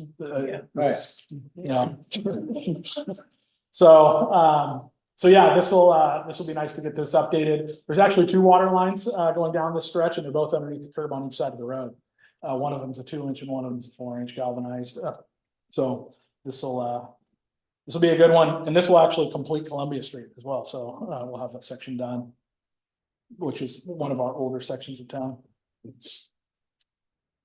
All right, this is a list of critical projects showing the total budgeted for fiscal year 24-25, the percentage completion of each project, and any identified funding source. So on the right there, you will see what or if we have funding scheduled for it. Yeah. Yep. Question on the projects that you just went through. You have a lot of very similar projects that you're spending a lot of money on over the next couple of years. Are you guys able to, do you have like a massive contract with a particular contractor or two, or are you able to leverage any, like bundle all this together and get your money further, since you're doing so much of this work that's like very similar? Yeah, so for procurement purposes, Yeah, exactly. we have to go out with an RFP, so we have to make it available for people to bid on. Yeah. Some of these are tricky because of the location. A lot of them are in the same block, so we can't do more, like due to traffic, we can't do more than one project. Like the breakup of the Columbia Street project, a lot of that is based on traffic, and then the timing of the Oak Street and the Columbia Street, getting those 2 done at the same time. So you have 8th to 10th in Columbia, you have 6th to 15th in Cascade, and then you have the 5th to 10th in Oak, all 3 of those projects. So we have to like juggle those around to make sure we can get traffic through all those, because as we all know, these projects last short duration. So yeah, I would say procurement process, and then a lot of them are in the same area. Like you saw on the map, they're all kind of centralized in the same area. So I will say the last probably 3 or 4 projects that we've put out to bid, we've had a very large turnout of contractors, which is really beneficial for us. So, which is exciting. What's the projected lifespan of the new plants? Oh, I couldn't tell you that. I couldn't tell you how long 5, 6 is gonna last. I haven't seen it fail yet. The only time it's failed is if somebody put something through it, like a whole hog or something like that. Yeah, all of the sewer mains are PVC, all of the water mains are PVC as well. Like how old are the clay ones that break down? I mean, those are as old as the area is. Yeah, you know the age of your house on where they're working right now. Do you know when that was built? 06. It was built in 2006? Oh, Oh, wait a second. 17 was tricking me. Yeah, I don't know what it had before that. I don't know if the sewer line quite dates that far back, but yeah, I think that's those leaded joint lines, I would say those are from back in the 60s. So Yeah, related to the lines you had mentioned that we get a number of insurance claims on. Once we go through and replace those things, do you have a beat on? I assume that our insurance claims will go away, thus affecting our rates or anything like that. Do you have a beat on how much of a benefit that would be, or this person? No, okay. All right. And Rudy, I just want, I made a note about the question about bundling projects, and I don't know enough about current law to look at that, but we'll see if we can find it. Thanks for bringing that up. yeah. All right. So we talked about standalone projects earlier, the $8 million that was going to standalone projects, touch on some of those. The Parks Capital Plan, just shortly talked about this last week. Chris touched on the Parks Fund. It is in the general fund. we do the capital projects. Children's Park, has a $30,000, budget this year. We're replacing a retaining wall and, doing sidewalk there. Wilson Park, we're gonna do, signage and some playground renovation. And Man Park, we will, we have $53,000 budgeted. That's for the replacement installation of the playground equipment and sign. There's gonna be a concrete border around the playground equipment, and then the cost for the engineered hardwood fiber for softball. Is that what the picture on the right is? That's the playground equipment. Ooh. Yeah, it's been delivered. And Yeah. that one, the Lions Club. Yep, so the Lions Club paid for the equipment and a portion of the installation on this one, and then we're obligated to pay for some of the installation, the softball, the border, the concrete border. It was the 53, the total project cost, or our cost after the lines? Our cost after the Lions. No, it's not, it's actually, it's the total remaining project costs. Sorry, did I say ours This is and when I- Alliance? This is when I changes, when you go to the changes. Yeah. Yeah. no, Sorry, So the it's- 53, the it's ours. 53,500 is the total remaining. And I apologize, I wasn't here last week. When it comes to the waterfront park playground renovation, was that discussed at all? I know that's sitting out in fiscal year 27-28, but I know that it's sort of gotten to the state that it's in a lot sooner than we thought it was, just because of a lot of use. And I know there's like slides being taken out now and all that kind of stuff. Is there any funding for any playground improvement prior to that fiscal year? Has that been considered at all? I know it's not so much maybe a question for you, but. Sure, so this last year, we paid for out of materials and services within the Parks Fund. Yeah. The elephant spinner that was out there, I think there was $12,000 for that. We paid for a lot of the repairs out of the materials and services within the Parks Fund. I would imagine over the next couple of years, we'll be doing the same thing until we make it to the actual scheduled increase. Is that detrimental to sort of take that approach versus looking at what's budgeted and perhaps adjusting it? Yeah, I mean, it's within is it within the 5-year master plan? It is. It's in, yeah, I mean, if it's within the 5-year master plan, it's definitely something that we could take another look at. Yeah, I just know it's something we've discussed a few times about. We were a little wrong on this one, just because it ended up being used way more than anybody, which is great. It's great news. But yeah, I just didn't know how that was really reflected here, and just seeing these projects, which I'm glad are getting done as well, just made me think of it.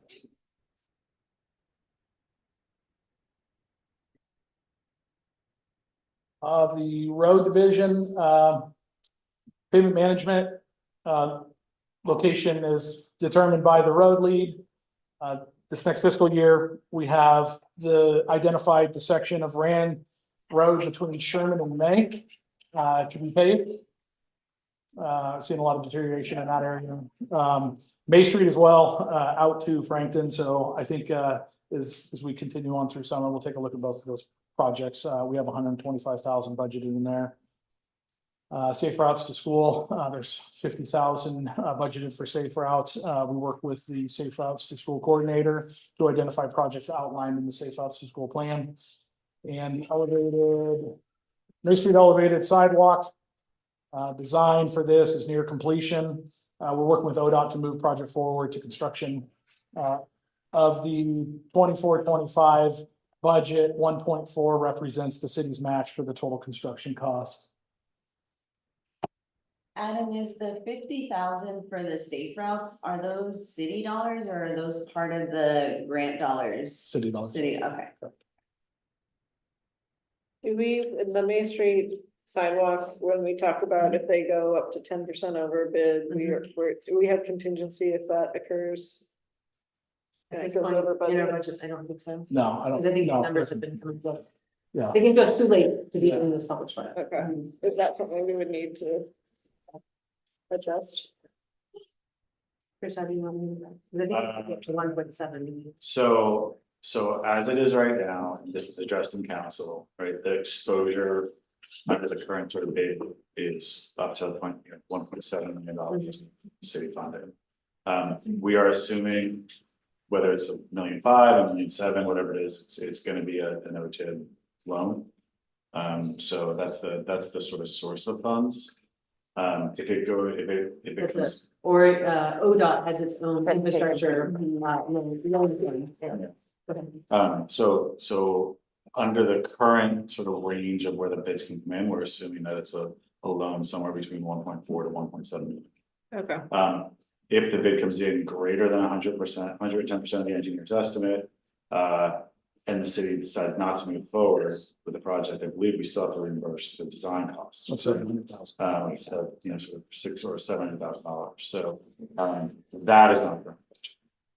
so, but for tonight, if we can. The up to 10% over isn't in the budget, is that something we can amend, or is the fact that 1.45 is our max spend, is that gonna? No, so my understanding is, we can amend it, it would be, we can amend it, depending on what the OTIB loan is, right? So if the loan matches the increase in project costs, it would be extra revenues that would be offset by extra costs, and so we do that as part of a supplement. Okay, so it doesn't need to come from contingency, it would be this. And so also, if the OTIB loan does not size to the project overage, then we have to figure out a contingency. That would be an issue. Okay, because the contingency isn't super large in the road fund. No. Okay, but we have what we think is the right flexibility. The OTIB loan should cover all of it. I mean, yeah, basically the information we have today. Right, well, that is. The fun of budgeting. Yeah. Okay, well, so as long as it's been thought through and there is, in fact. Okay. I mean, I will say, I wanna thank. I want everybody at Public Works, but particularly sort of Haley and Adam, and most of this is sort of self-serving, but we now have sort of a project budget with expected sources and uses for every project that's, sort of in, well, at least this year and for next year. So that we, sort of are managing budgets and sort of, matching sort of sources, matching contingencies, so that we're not caught sort of in a situation. And so that's been a lot of hard work this year, to sort of, to get to where we are. So I think we're in a better position to address a lot of those type of questions. No, we are.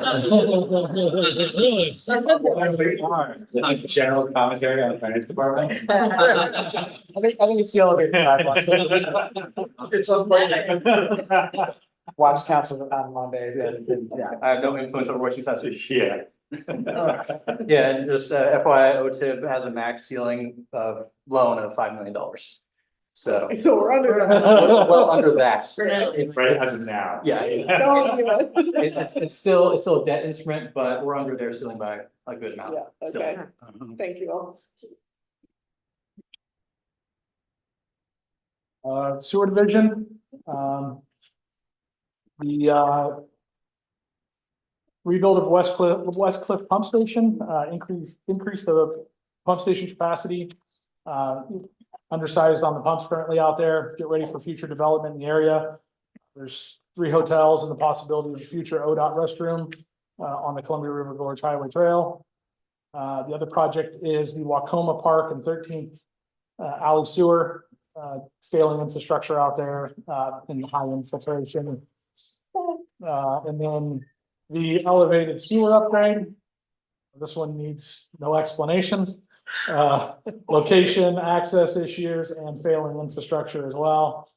For those of you that haven't seen it, the photo in the middle is the elevated sewer. And then the Frankton Pump Station is also on there. Pump station repair and odor control, inadequate infrastructure, and electrical in current pump station needs to be updated. Wastewater treatment plant. The UV system, small amount of money going to complete any extra electrical work. That project is nearing completion. The primary clarifier, considerable concrete damage, wall deterioration, and replacement of the weirs and baffles in the clarifier. Wastewater treatment plant office upgrades, adding additional office space off of existing building. The wastewater treatment plant facilities plan. This will be in our second year of contract with Windsor to complete full facility plan. The project identification and prioritization on that project. And then the SLAR fund, which is the short-lived asset replacement reserve account, repair and replacement of short-lived critical assets, like pumps, flooring, roof repairs, SCADA updates. And we work with the Jacobs team down there to operate, to identify those projects.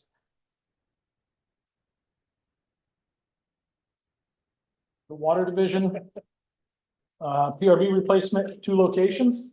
One of them is at 20th and Cascade, and the other one is at Rand and Cascade. The 2 photos are of the current PRVs that are located out there. The isolation valves upstream and downstream are broken on those, and then the access to the vault is extremely limited. There's no pressure relief or pressure sustaining features, and there's no bypass valves on either one of those. The AMI meter reading upgrade, just ongoing project costs. Inline hydro, finish final design, order turbine, start construction. Total also covers inline services during construction. Project will cross the fiscal years with a plan to be fully implemented by the end of 2025. Additional funding of $750,000 is expected in fiscal year 25-26. And the total construction is currently estimated at 1.4 million, and the total project cost is estimated at 2 million. So you think it would be like started up end of calendar year 25 or end of fiscal year 25? End of calendar. Oh, okay. Sweet.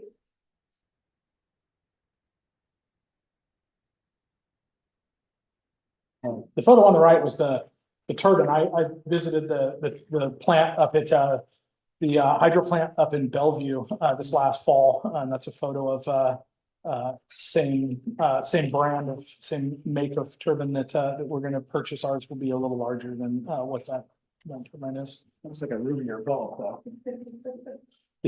Yeah, this is quite the facility. Stormwater. Waterfront stormwater, phase 2 is complete. Phase 3 is in design and near completion. We'll start construction summer of 2024 on phase 3. And then Bell Design is working on our stormwater management plan as well. These were actually some photos from this last winter. Being construction working down there, installing pipe on that project in the weather. That project went extremely well. And that is the operations crew there. And with that, are there any questions? I brought this up a bunch of years ago, so no new team now. Sometimes as a elected official, I look around town and your trucks look fancy and shiny a little bit more than I wish. Like it kind of seems like, boy, the public works crew gets like the frequent replacement schedule is kind of what it eyeballed like to me. So just encourage us to all, you know, our folks are paying for those trucks with like their monthly fees and stuff. So just realize that the fancy toys look like fancy toys. Yeah, I agree. Like today there was, I saw multiple trucks out at the wash rack today washing. So guys take pride in what they have.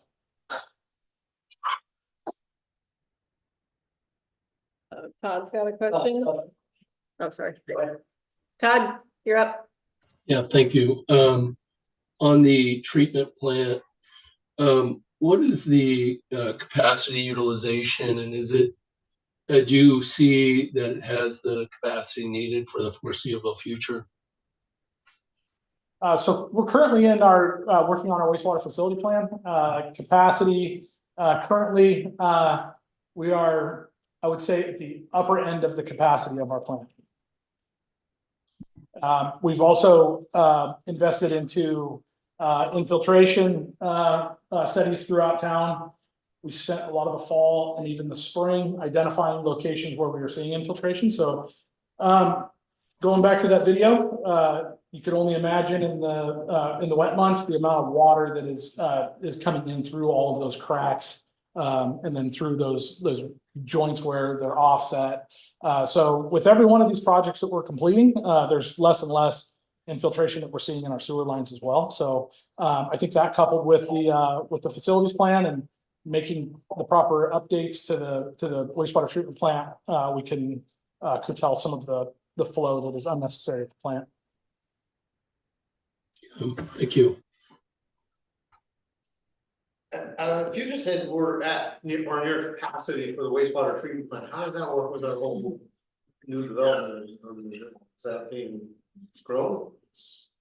I would modify a little bit of what Adam said in that. Okay. I think residential development, we can fully support. I think if we had significant industrial development, we might struggle, but we don't have a lot of land for industrial development. That's not something that we anticipate happening on the west side.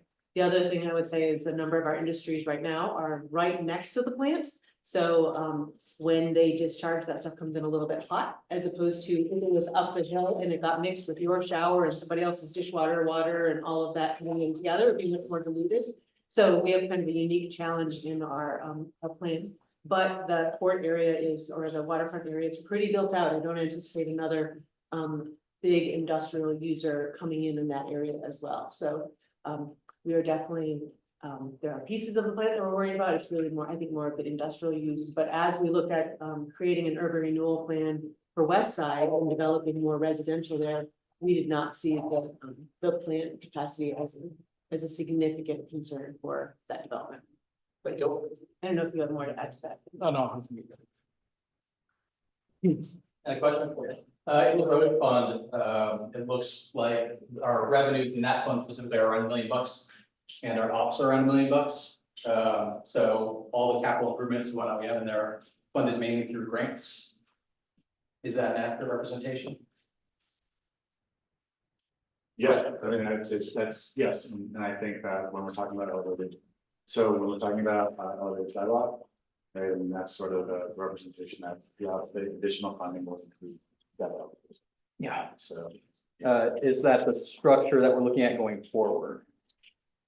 I mean, big question, right? This is not unique to us. Yeah. I think that, League of Oregon cities in sort of setting priorities for, what are they gonna lobby for and what are they sort of pushing for things to change the state level? One is sort of the funding that's available to cities for roads. It's because the way it is now is sort of a diminishing, it's a diminishing revenue source. So I guess, partially I'm heartened by we're not going through this alone. But this is gonna be an issue going forward. Status quo is we need to receive grant funds in order to do any sort of. Correct. Right. And I would add that's a similar story to the Parks Fund. So both, so the road fund is its own separate fund. Yeah. And its issue is that it doesn't have user fees that match the requirements. Yep. Right, and the city absent creating a new revenue source, right? Does not have sort of anything that it can to change the impact for that. The Parks Fund, is in the general fund, same, doesn't have a sustainable, significant source of revenue. And so its primary source of funds is the general fund, right? So. Yeah. Thanks. And the only thing I will add, as part of the budget for this year, we'll be looking at a utilities fee study. The idea being is sort of are the utilities fees sized appropriately, priced appropriately right now for the sort of the capital projects that are in the pipeline.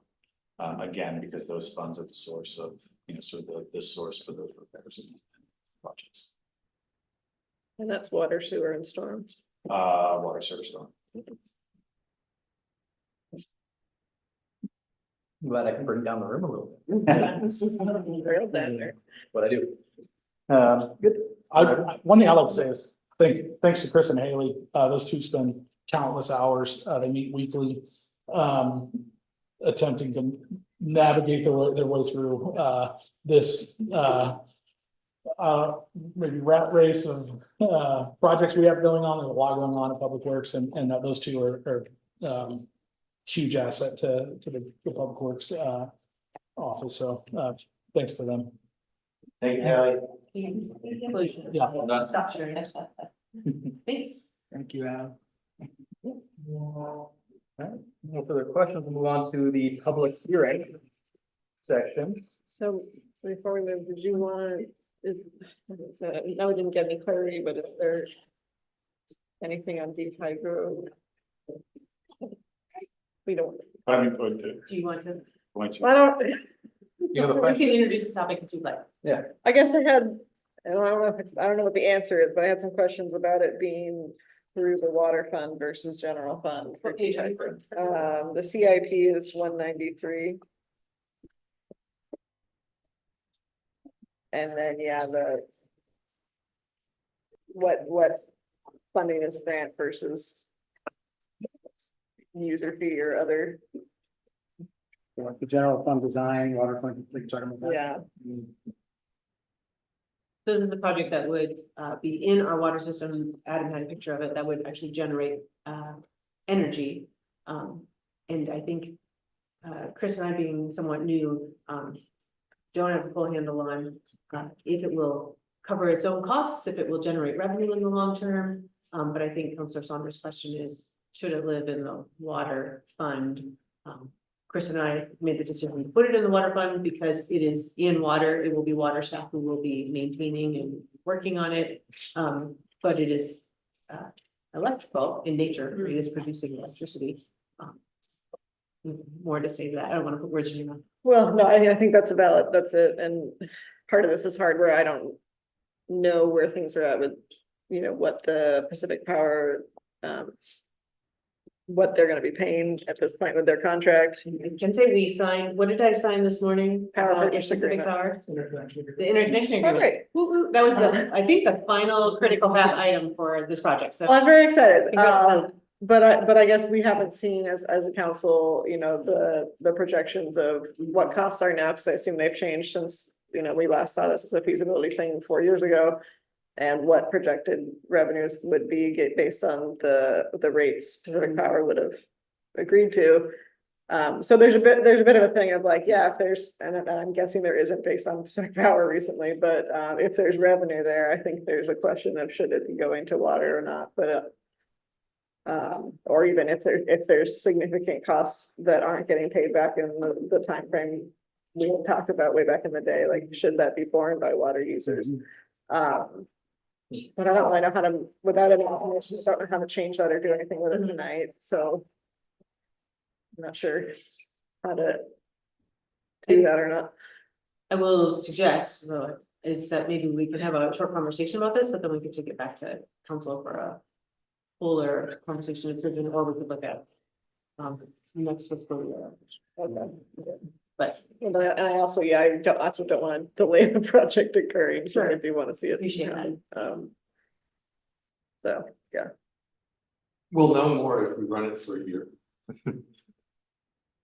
well, except that we'll have expenses, because a big part of this project is that we hope that most of it will be grant funded, but those grants are reimbursed. So where do we charge the charges now?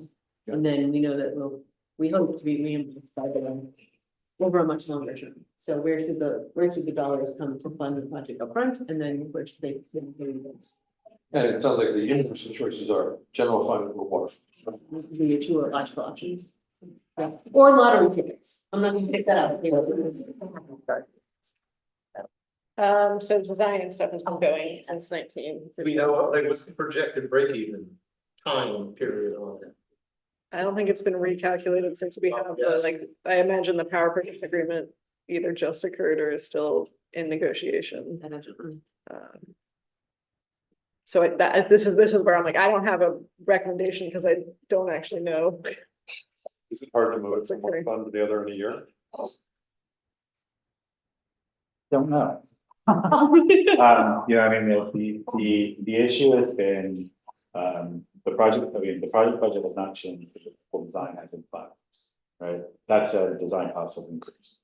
And the funding that was assumed we were paying for it, was not available, so during the time the money was spent, right? So in the project budget right now, it's budgeted about $1 million to $2 million, that hasn't changed.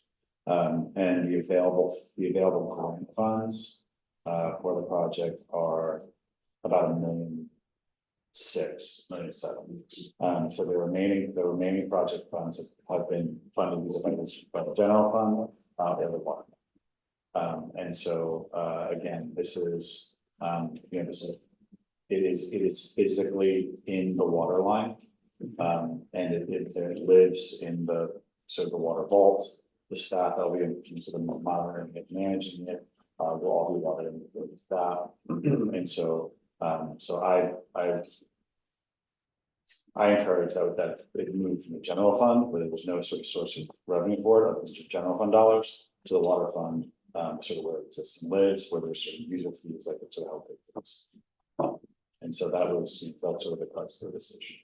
I believe the original analysis assumed that $1 million of the project was funded by grants, and the remaining portion of the project was paid back. The remaining portion of the project sort of had a small outstanding balance over a 30-year period. So it was roughly breaking. So, but again, Councilor Saunders is correct. There has not been an update to any of that work, since the original inception. But at the same time, the design has not been complete, and so there's no indication of what the actual cost of this project is, other than the original budget. So I was concerned about the general fund exposure. And again, as far as sort of where is this, and I should mention that too, the general fund doesn't necessarily have large capital projects. Right, those sort of placed in other places, right? And excuse me, the safe roads to schools is an example, right? We sort of moved that from the general fund to the road fund and finance it with general fund dollars. But I mean, it can do that, because like if we were to do a police facility, I assume that would be under general fund. The police department is under general.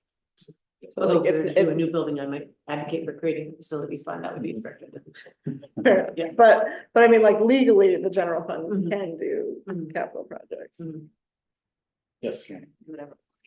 It's kind of fun. Is it kind of hot potato? Like, why are we doing this in the first place? Just because the energy's there and available, might as well capture it.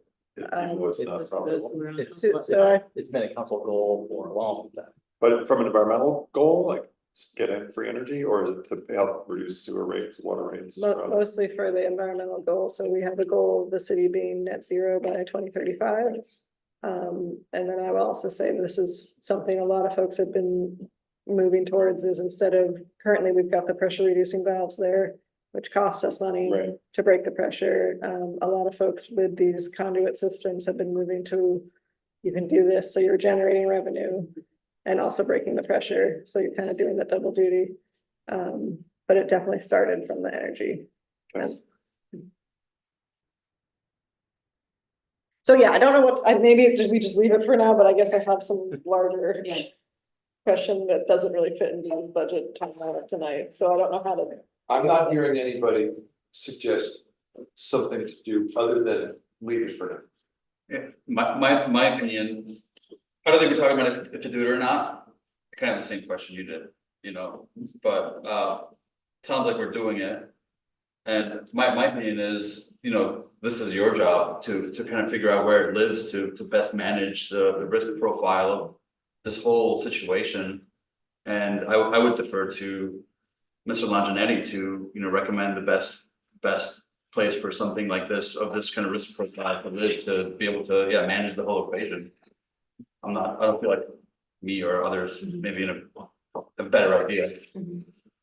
I do think there's a policy question of this, and I think this is what, don't let me put words in your mouth, but I think those owners, if it's something that is generating revenue, is that to offset the cost to water ratepayers? I mean, that's one benefit, or is it to be reinvested in perhaps other energy projects, or to support the general fund and, add an additional police officer or something? It's where we decide to put the expenses is also where we're going to treat the revenue and how we're going to spend it. My opinion with these kind of things is given that it's like, no one's standing here with a very clear, like, the ROI is gonna be 4 years and it's gonna be amazing. Totally. I think we should be extremely skeptical of something like this, really returning any sort of net positive value. So I would have it live in a place where it needs to generate no net positive value and do it that way, because I think if we're expecting this to really, you know, like cash flow in some reasonable amount of time, I think you're likely to be disappointed. So put it somewhere where you don't need it to cash flow. If you put it somewhere where you need the cash flow, I think you're gonna, you know, need to find money to move from somewhere else. And then be proven otherwise and have a happy surprise. What's happening? Thank you, Rudy. Just because it's unproven, right? If this was like the number, like the 17th one, It's important in this city, I think. it would be easy, right? But this is the first one, we don't know. So I think you should be like kind of paranoid. I would say it's new for us, it's, there are a lot of them around. Yeah, totally, right. Yeah, but you're right, it's definitely new for us. Just a quick related question. The budget amount for this thing includes either surge option that we had talked about prior. The small difference between having the extra tank or not. I assume. I don't think we've made any changes to the budget. Okay. Yeah. I didn't hear the question. Do you remember we talked about surge, the surge protection and added having an extra surge protection tank or not? No change. Okay. Thank you. Cool. Any more questions before we move on? Oh, sorry, Oh. it's not even from Public Works, I had something from building. Dustin's not. Dustin's not here, but please. Okay, well, I mean, it's a crux thing and I don't even know what page it's on, but, so we're basically moving a bunch of general fund money over To to subsidize. subsidize building, which I don't love, but it is what it is. But it is the like unappropriated ending fund balance actually increases with that subsidy, and I'd really like to not be subsidizing so much that we're making that higher. So anything we can do to like reduce that would be great. I mean, I think it's like 10,000 or something minor, but still, Don't over subsidize. yeah, any more than we have to. So let's see, where's this building? 97, Say 97. Yeah, 97. page 97.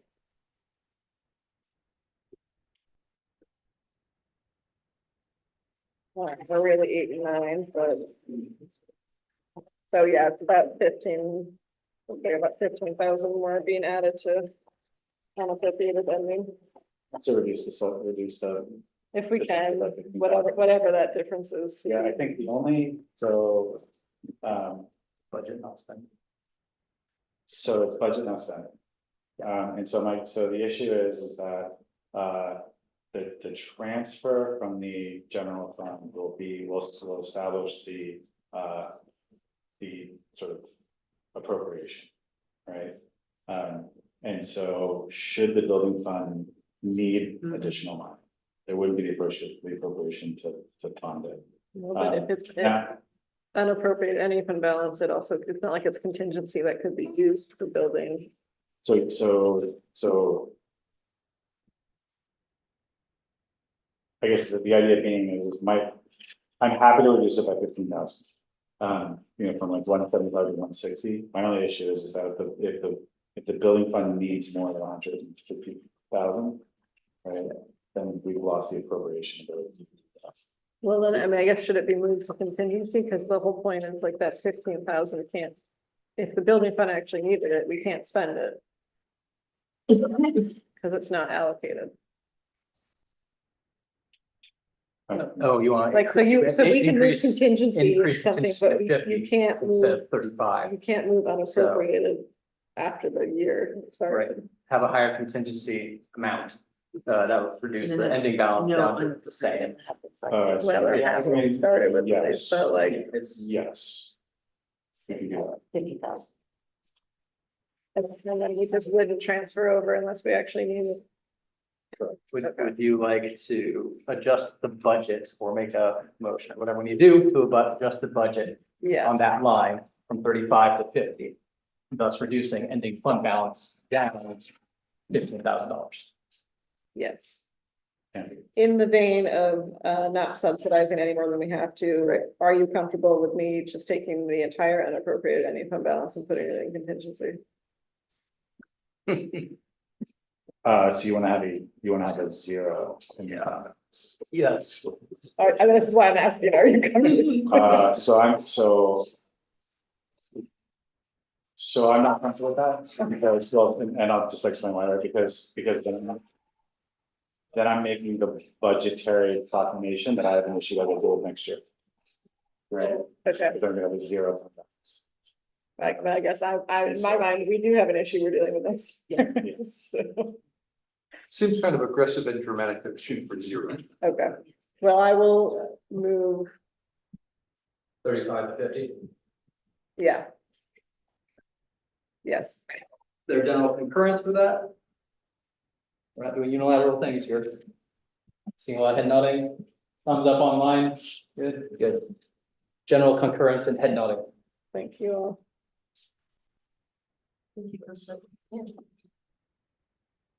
Cool. Any additional thoughts, changes, edits, before we move on?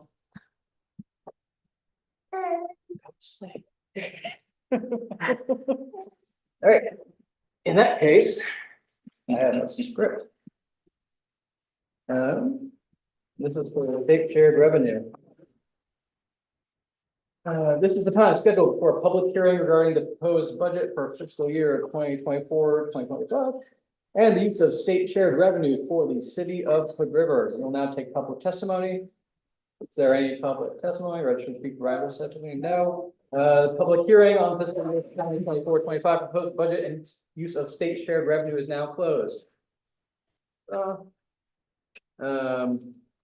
Regarding state shared revenue, that we will need a motion or question. Mr. Chair, I move that state revenue sharing money be used for the purposes shown in the proposed FY 24-25 budget. Second, The motion is second regarding state shared revenue. Any further discussion? it's fine that we're doing this before we maybe amend the proposed budget. Yes. Okay. Then great. Okay, motion is second, all those in favor? Aye. Opposed? Chair votes aye, motion passes. Proposed budget, summary of changes to be amended from the proposed budget. Chris? We got at least one.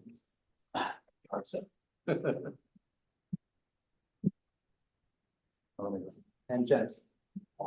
Same script for the. Do I need to repeat the script? You can just switch right now.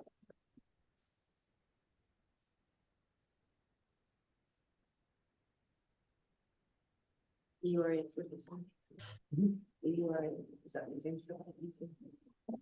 But we have just moved to. This is just the proposed budget for fiscal year 2024-25, so it's included in here. I didn't know if I had to read it again.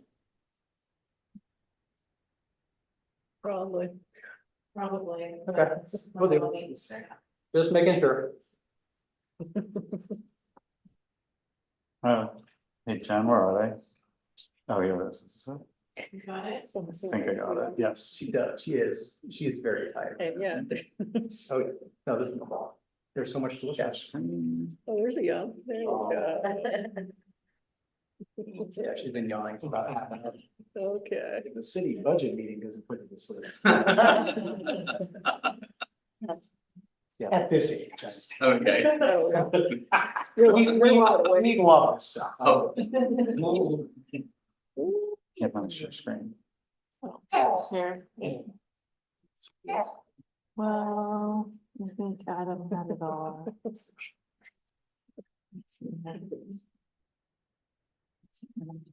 How about you chair next year? Oh, yes. I chair. Oh, yeah, look at that. Oh. I do think we need to live in the city for at least a year, so she will qualify by then. Yeah. Oh, man, I'll stay on.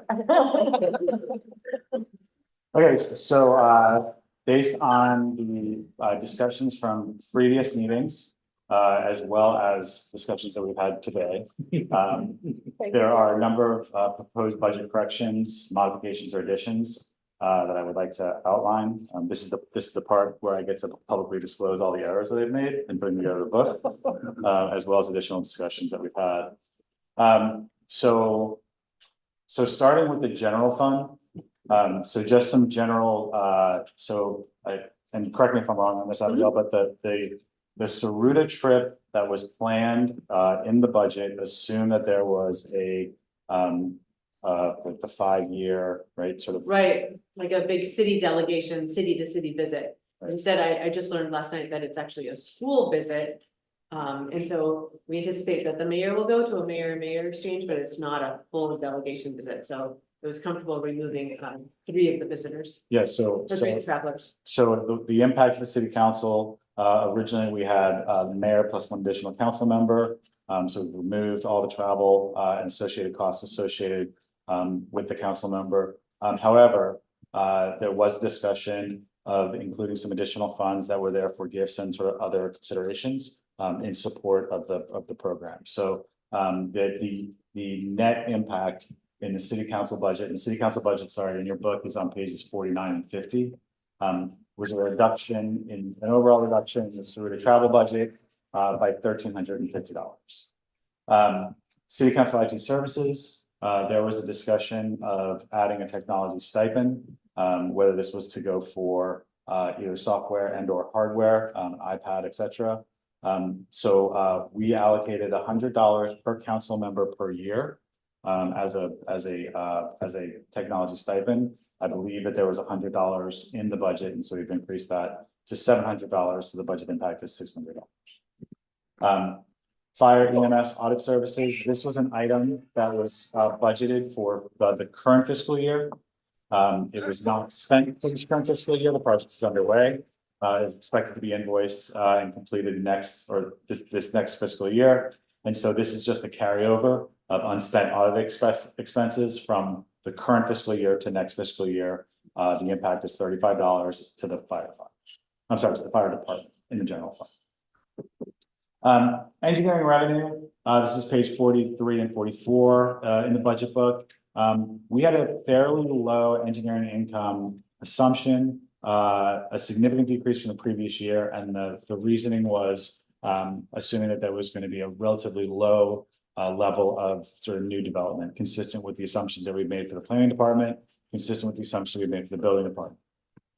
The engineering department actually had a fairly strong current month that increased what the estimated fiscal year revenue would be. And so I'm recommending revising the engineering income up a little bit, $18,000 to about $109,000 and change. This would be a 3% increase on the current fiscal year estimated engineering income. Parks Department, pages 42 and 44. We talked about this in the Parks presentation. The $53,500 that is in the CIP is correct. That is the total $5,000. And that was just the portion that was that was just the portion of the general fund spend. This should reflect the entire spend, and so increasing the parks budget by $18,500 in order to match what the project spend is. Any question on any of these changes? Okay.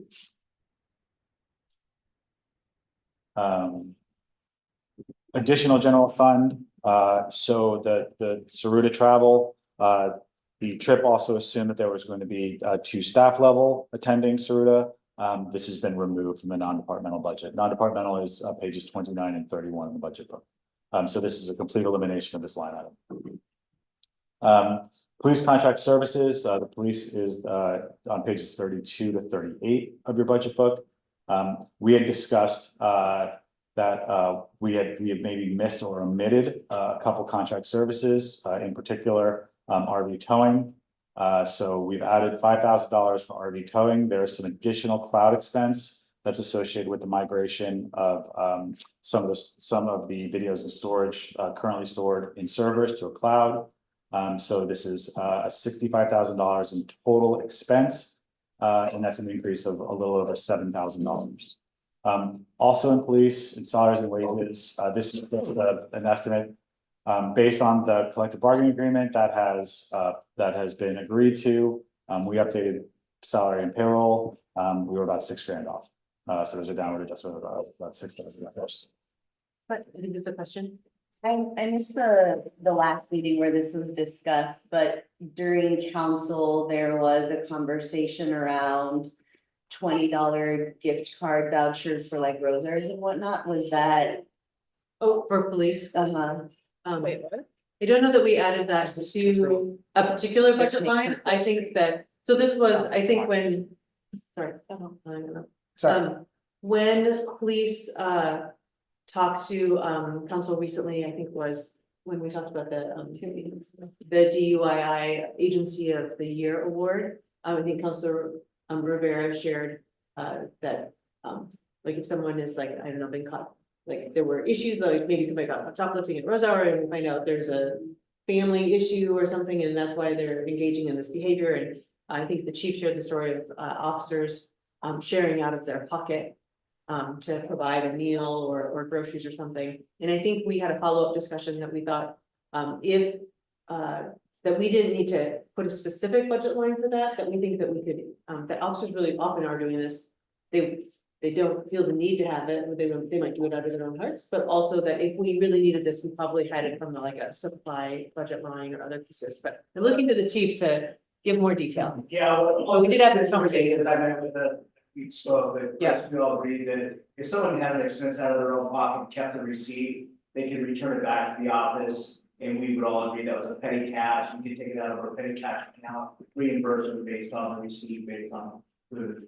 So there'd be in-house petty cash receipt, it doesn't happen enough where it's gonna cost substantial amount of money. Okay, So our petty cash would more than cover, we do it now for gasoline and stuff, so. okay. Wouldn't be a major hit. We all agree that a receipt return for food. Representing it was a person in need, we have a double signature, just prove it, in Chris. Okay, thank you. Chief had a conversation with officers, like, if that's, you know, if in your best judgment you need to do that, we encourage that and bring that back, we're happy to reimburse. That, and if it's something that you're noticing, it happens often, right, around gas or anything like that, there are other agencies that do sorts of gift cards around that. So if we're noticing that there is a trend in it happening, then maybe having an actual budget line item to meet this need, in addition to potentially who are existing partners that already do that service. So Yeah, it's, we worked on that program, so for 15 years. We did vouchers for gasoline, food, Greyhound, cat, we knew we did it. Some of those funding sources are dwindling away a little bit. yeah, So now we just take them to the certain ecumenical group, i.e. churches, that we still, they help on that, and then we direct them to the right area. Problem with the little churches is they're not 24/7, they're not, Right. Monday through Friday, and they're not 8 to 5. well, I remember it used to happen at the hospital, because I remember I used to work there. And then they fill out put the- you Yeah. Providence felt that was Right, an ethical thing to do for a place of profit to give, and they felt like, is that appropriate to kind of guide people back into the service? Yeah, so we quit doing it, that's when we actually took that program over. From, yeah, so, thank you. and it's really, really good. It's kind of felt a little sad, unfortunately, because of the abuse of the system. Yes. Thank you. Any other questions on these changes? One other edit is the. Unless we have. The what? The. Oh, we're not, yeah, there's more. Oh. Wait. Oh, yeah, no, there's more. Okay, so this has not been discussed. And so I would like to have this discussion here. Well, first, so on payroll, so the city has a number of different unions, Public Works, Police, Fire. And then it has a portion of the employee base that is non-represented, mostly administration staff, also many, all of the department heads. During the last fiscal year, inflation was around 7%. There was some wage uncertainty with regards to collective bargaining agreements that were either being negotiated or to be negotiated. There was some uncertainty with regards to, sort of the persistence and the rate of inflation. For budget purposes, we made an elective decision to have the non-represented personnel with a 4% COLA adjustment. So for purposes of that fiscal year, the adjustment did not pace with inflation. For this fiscal year, with the CBAs now negotiated and there's wage certainty with regards to that portion of the payroll for the next 3 fiscal years, and with some additional clarity with regards to where inflation is going to be, or what the expectations of inflation are going to be, we are proposing that we have a 5% COLA adjustment to the non-represented personnel. I will add one other point, which is many of the supervisors and other staff members in the departments where there are union employees, we're seeing some wage compression. And in some cases, we're very, very concerned that if we don't make these types of adjustments to non-represented personnel, we may have to do larger adjustments in the future in order to right size sort of where these positions should be. So one, I think this is trying to adjust for sort of catch up to real wage for the non-represented personnel, try to get ahead of potential wage compression. And in all, the overall change is not significant. It's overall about $38,000. So again, not something that we have discussed, but something I would that we are putting out in front for the budget committee to approve. That's from general fund, or where does that get broken out? So this actually goes. This is some general fund, and then actually it's any department that has staff. It's allocated through the other departments. It's allocated to the other departments. So for example, for all the public works departments, there are several employees that work in public works that are not part of the union, right? And so those salaries, in fact, the public works. For the other departments, most of the department heads, some other managerial staff, are not part of the union but are in those departments. So I think this impacts every department. Okay. Do you know what amount is in general fund? We'll have the breakout. Oh, I do not have a breakout. No. Because the other aspect of it is that the significant portion of it is in the admin department, which then gets allocated to all the other departments. And Chris, to be clear, this is moving the COLA from 4 to 5%. That is correct. This is the additional. This is the additional percentage cost. 37, yeah. That is correct. That's I get, sorry, and I guess this is specifically for like general fund of like operating, ongoing operating expenses need to match ongoing revenues, like we're not hitting that. No, and I'll address that in one of the additional slides. Cool, thank you. And then administrative overtime, I think this was a typo. So it was $600 in the administrative budget, and we're moving it to 6,000, which is more consistent with what we're seeing as far as overtime. So that's a budget change of $5,400. So any questions here? This is important. Okay. The internal services funds. So discussed at the last budget meeting, the administrative charges that were, okay, so let me back up as a review. The internal services funds are the individual funds that either will reserve for certain liabilities, right, or allocate costs to the other funds. So in each instance, these are sort of allocated costs to each of the individual other funds, general fund and the restricted funds. We had discussed the last meeting that there was an error, that the administrative charges did not correctly account for the service charges to the URA. And so this is a downward adjustment of the administrative charges of $185,000 to the other funds outside the URA, to account for what the URA is sort of taking on.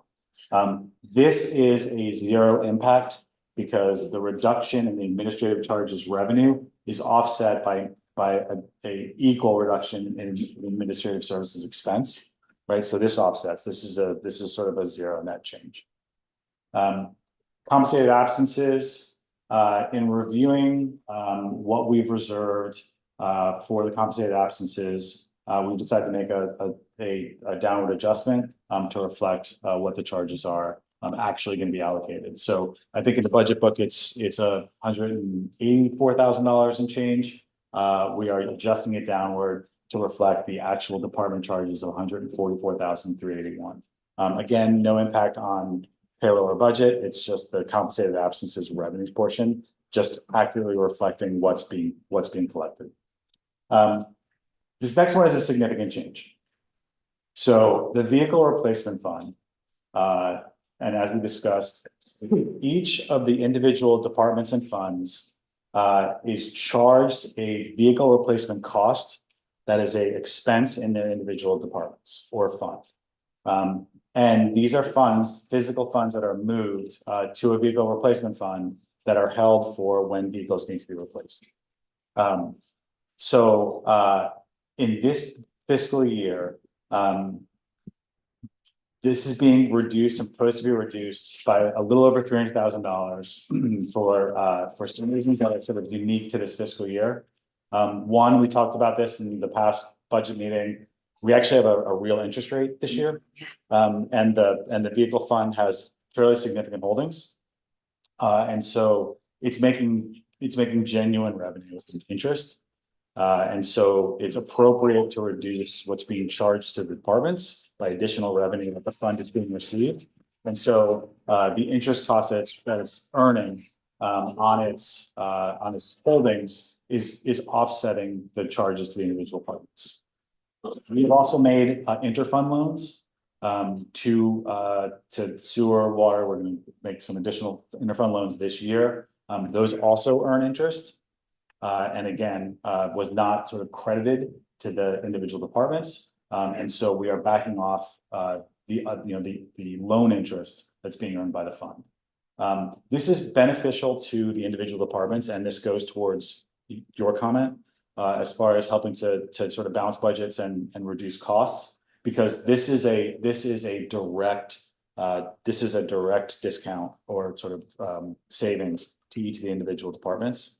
This is about a 30% reduction in what is being assessed to the individual funds right now. So this is sort of one, I would argue is both appropriate and two, impactful with regards to the individual budgets.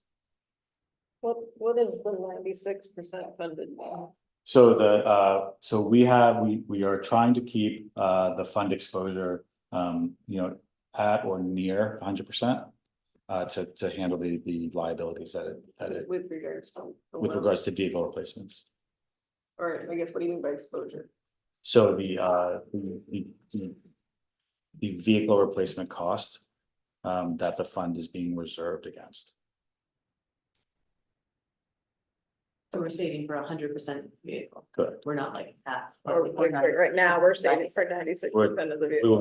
We are projected to be at 96% at the end of this fiscal year. Is the goal to be at 100 eventually, or? I'm gonna revisit this. Okay. Because I don't, and again, because this is a significant departmental expense. Yeah. We have, it has been a policy to sort of build up this fund to 100%, right? We're sort of at or near it. And I want to look at whether sort of something less might be more appropriate. Maybe encumbering too much money, right? Yeah. Now I think that the benefit of this has been, we have been putting these funds to work, right? Lending to the individual, individual utilities and restricted funds. So on a sort of cost of capital, we are saving money, and the interest is accruing to the general fund as opposed to sort of outside lenders. But this is something, but now that we're looking at sort of our overall financing, I want to revisit this. Also the vehicle replacement charge, minor change. So operating materials, there's just a 4% inflation adjustment. So I think it goes from $70,000 to $70,280. sorry, $72,800. So those are all the changes in the internal services funds. Again, we covered a lot here. Are there any additional questions? Just to be clear, that 313, the other departments they're gonna enjoy that through just like a higher fund balances. Yes. You're not spending that money, you're gonna credit all that out Yeah. to everyone. On any given department or Yeah. fund budget, there's a vehicle replacement charge Yeah, right. that will be Okay. reduced, and their expenses get reduced By their accordingly. allocation. And then again, it would accrue, well, for the individual funds, it would accrue the ending fund balances to the individual general departments, the general fund departments, it would just reduce their expenses. Yeah. And accrue to the ending fund balance of the general fund. Yeah. So I think these changes, we showed an increase, so I'm sorry. Based on what the ending fund balance was in the general fund, we were able to do that by about $800,000. Based on a couple of these changes, so. You said 800. I think it's, yeah, let me have it here. I'll send it. Well, because there were a couple of these changes all at once. Yeah. So I mean, I guess to that point, we originally were showing an income balance going down a little bit. This fiscal year, now it was Might be four. maybe growing. I think that's just my. In the first.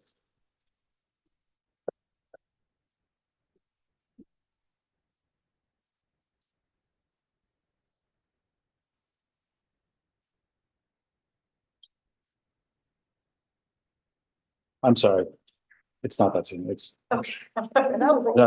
no, I'm sorry. So in the book, we were showing an ending fund balance of 3.8 million in the general fund. Yeah.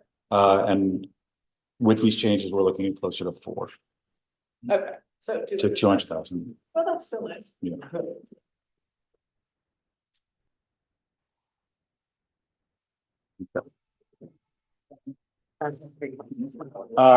Sewer fund, correcting an error.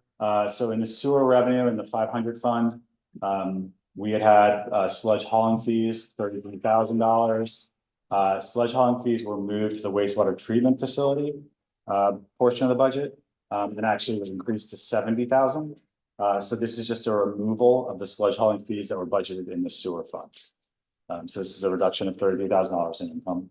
And then sewer SDCs, there's a project occurring in this current fiscal year, which is an SDC study. Again, that project will not get billed, mostly not get billed until the next fiscal year. This exists in all the SDCs, and for some reason sewer wasn't adjusted downward for the unbilled portion, and so this is again an error correction, reducing contracted services in sewer SDCs by $2,000. And then obviously the last change is the one we just discussed today, which is increasing contingency on the building fund by $15,000. So that would be the sum total of the changes that we've discussed and errors that I've made. It's pretty good.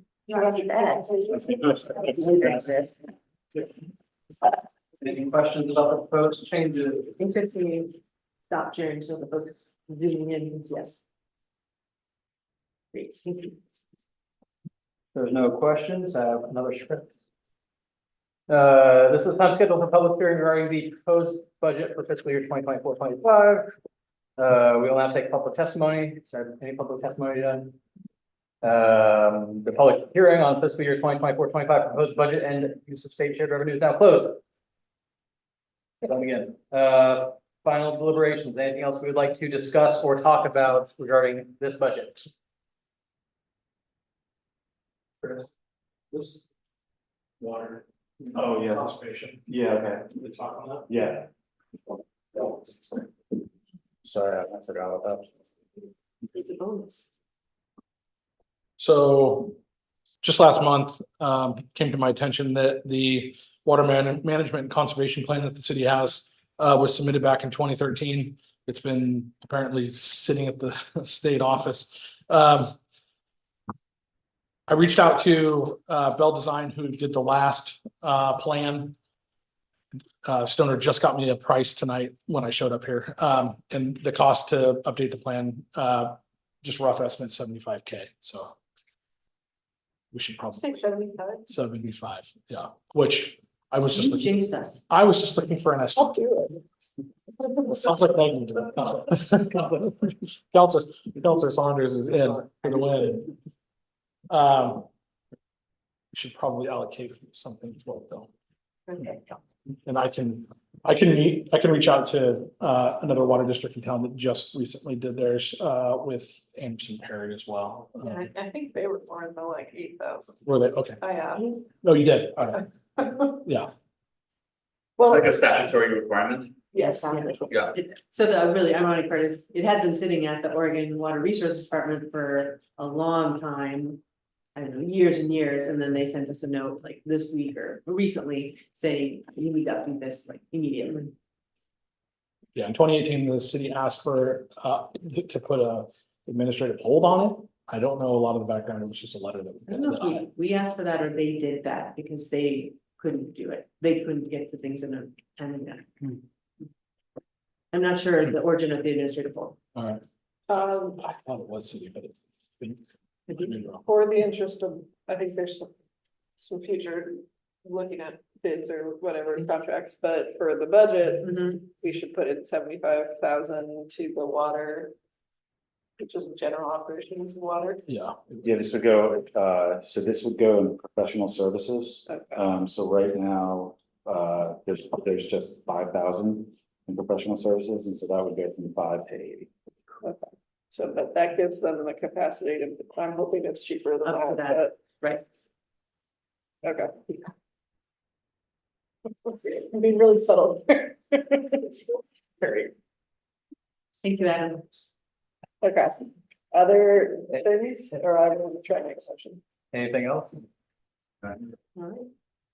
Okay, Yeah, no other final deliberations, we can entertain a motion. I move to approve the proposed fiscal 2024-25 budget as amended by the finance director, the budget committee, and Adam. Select Board Director. Yes.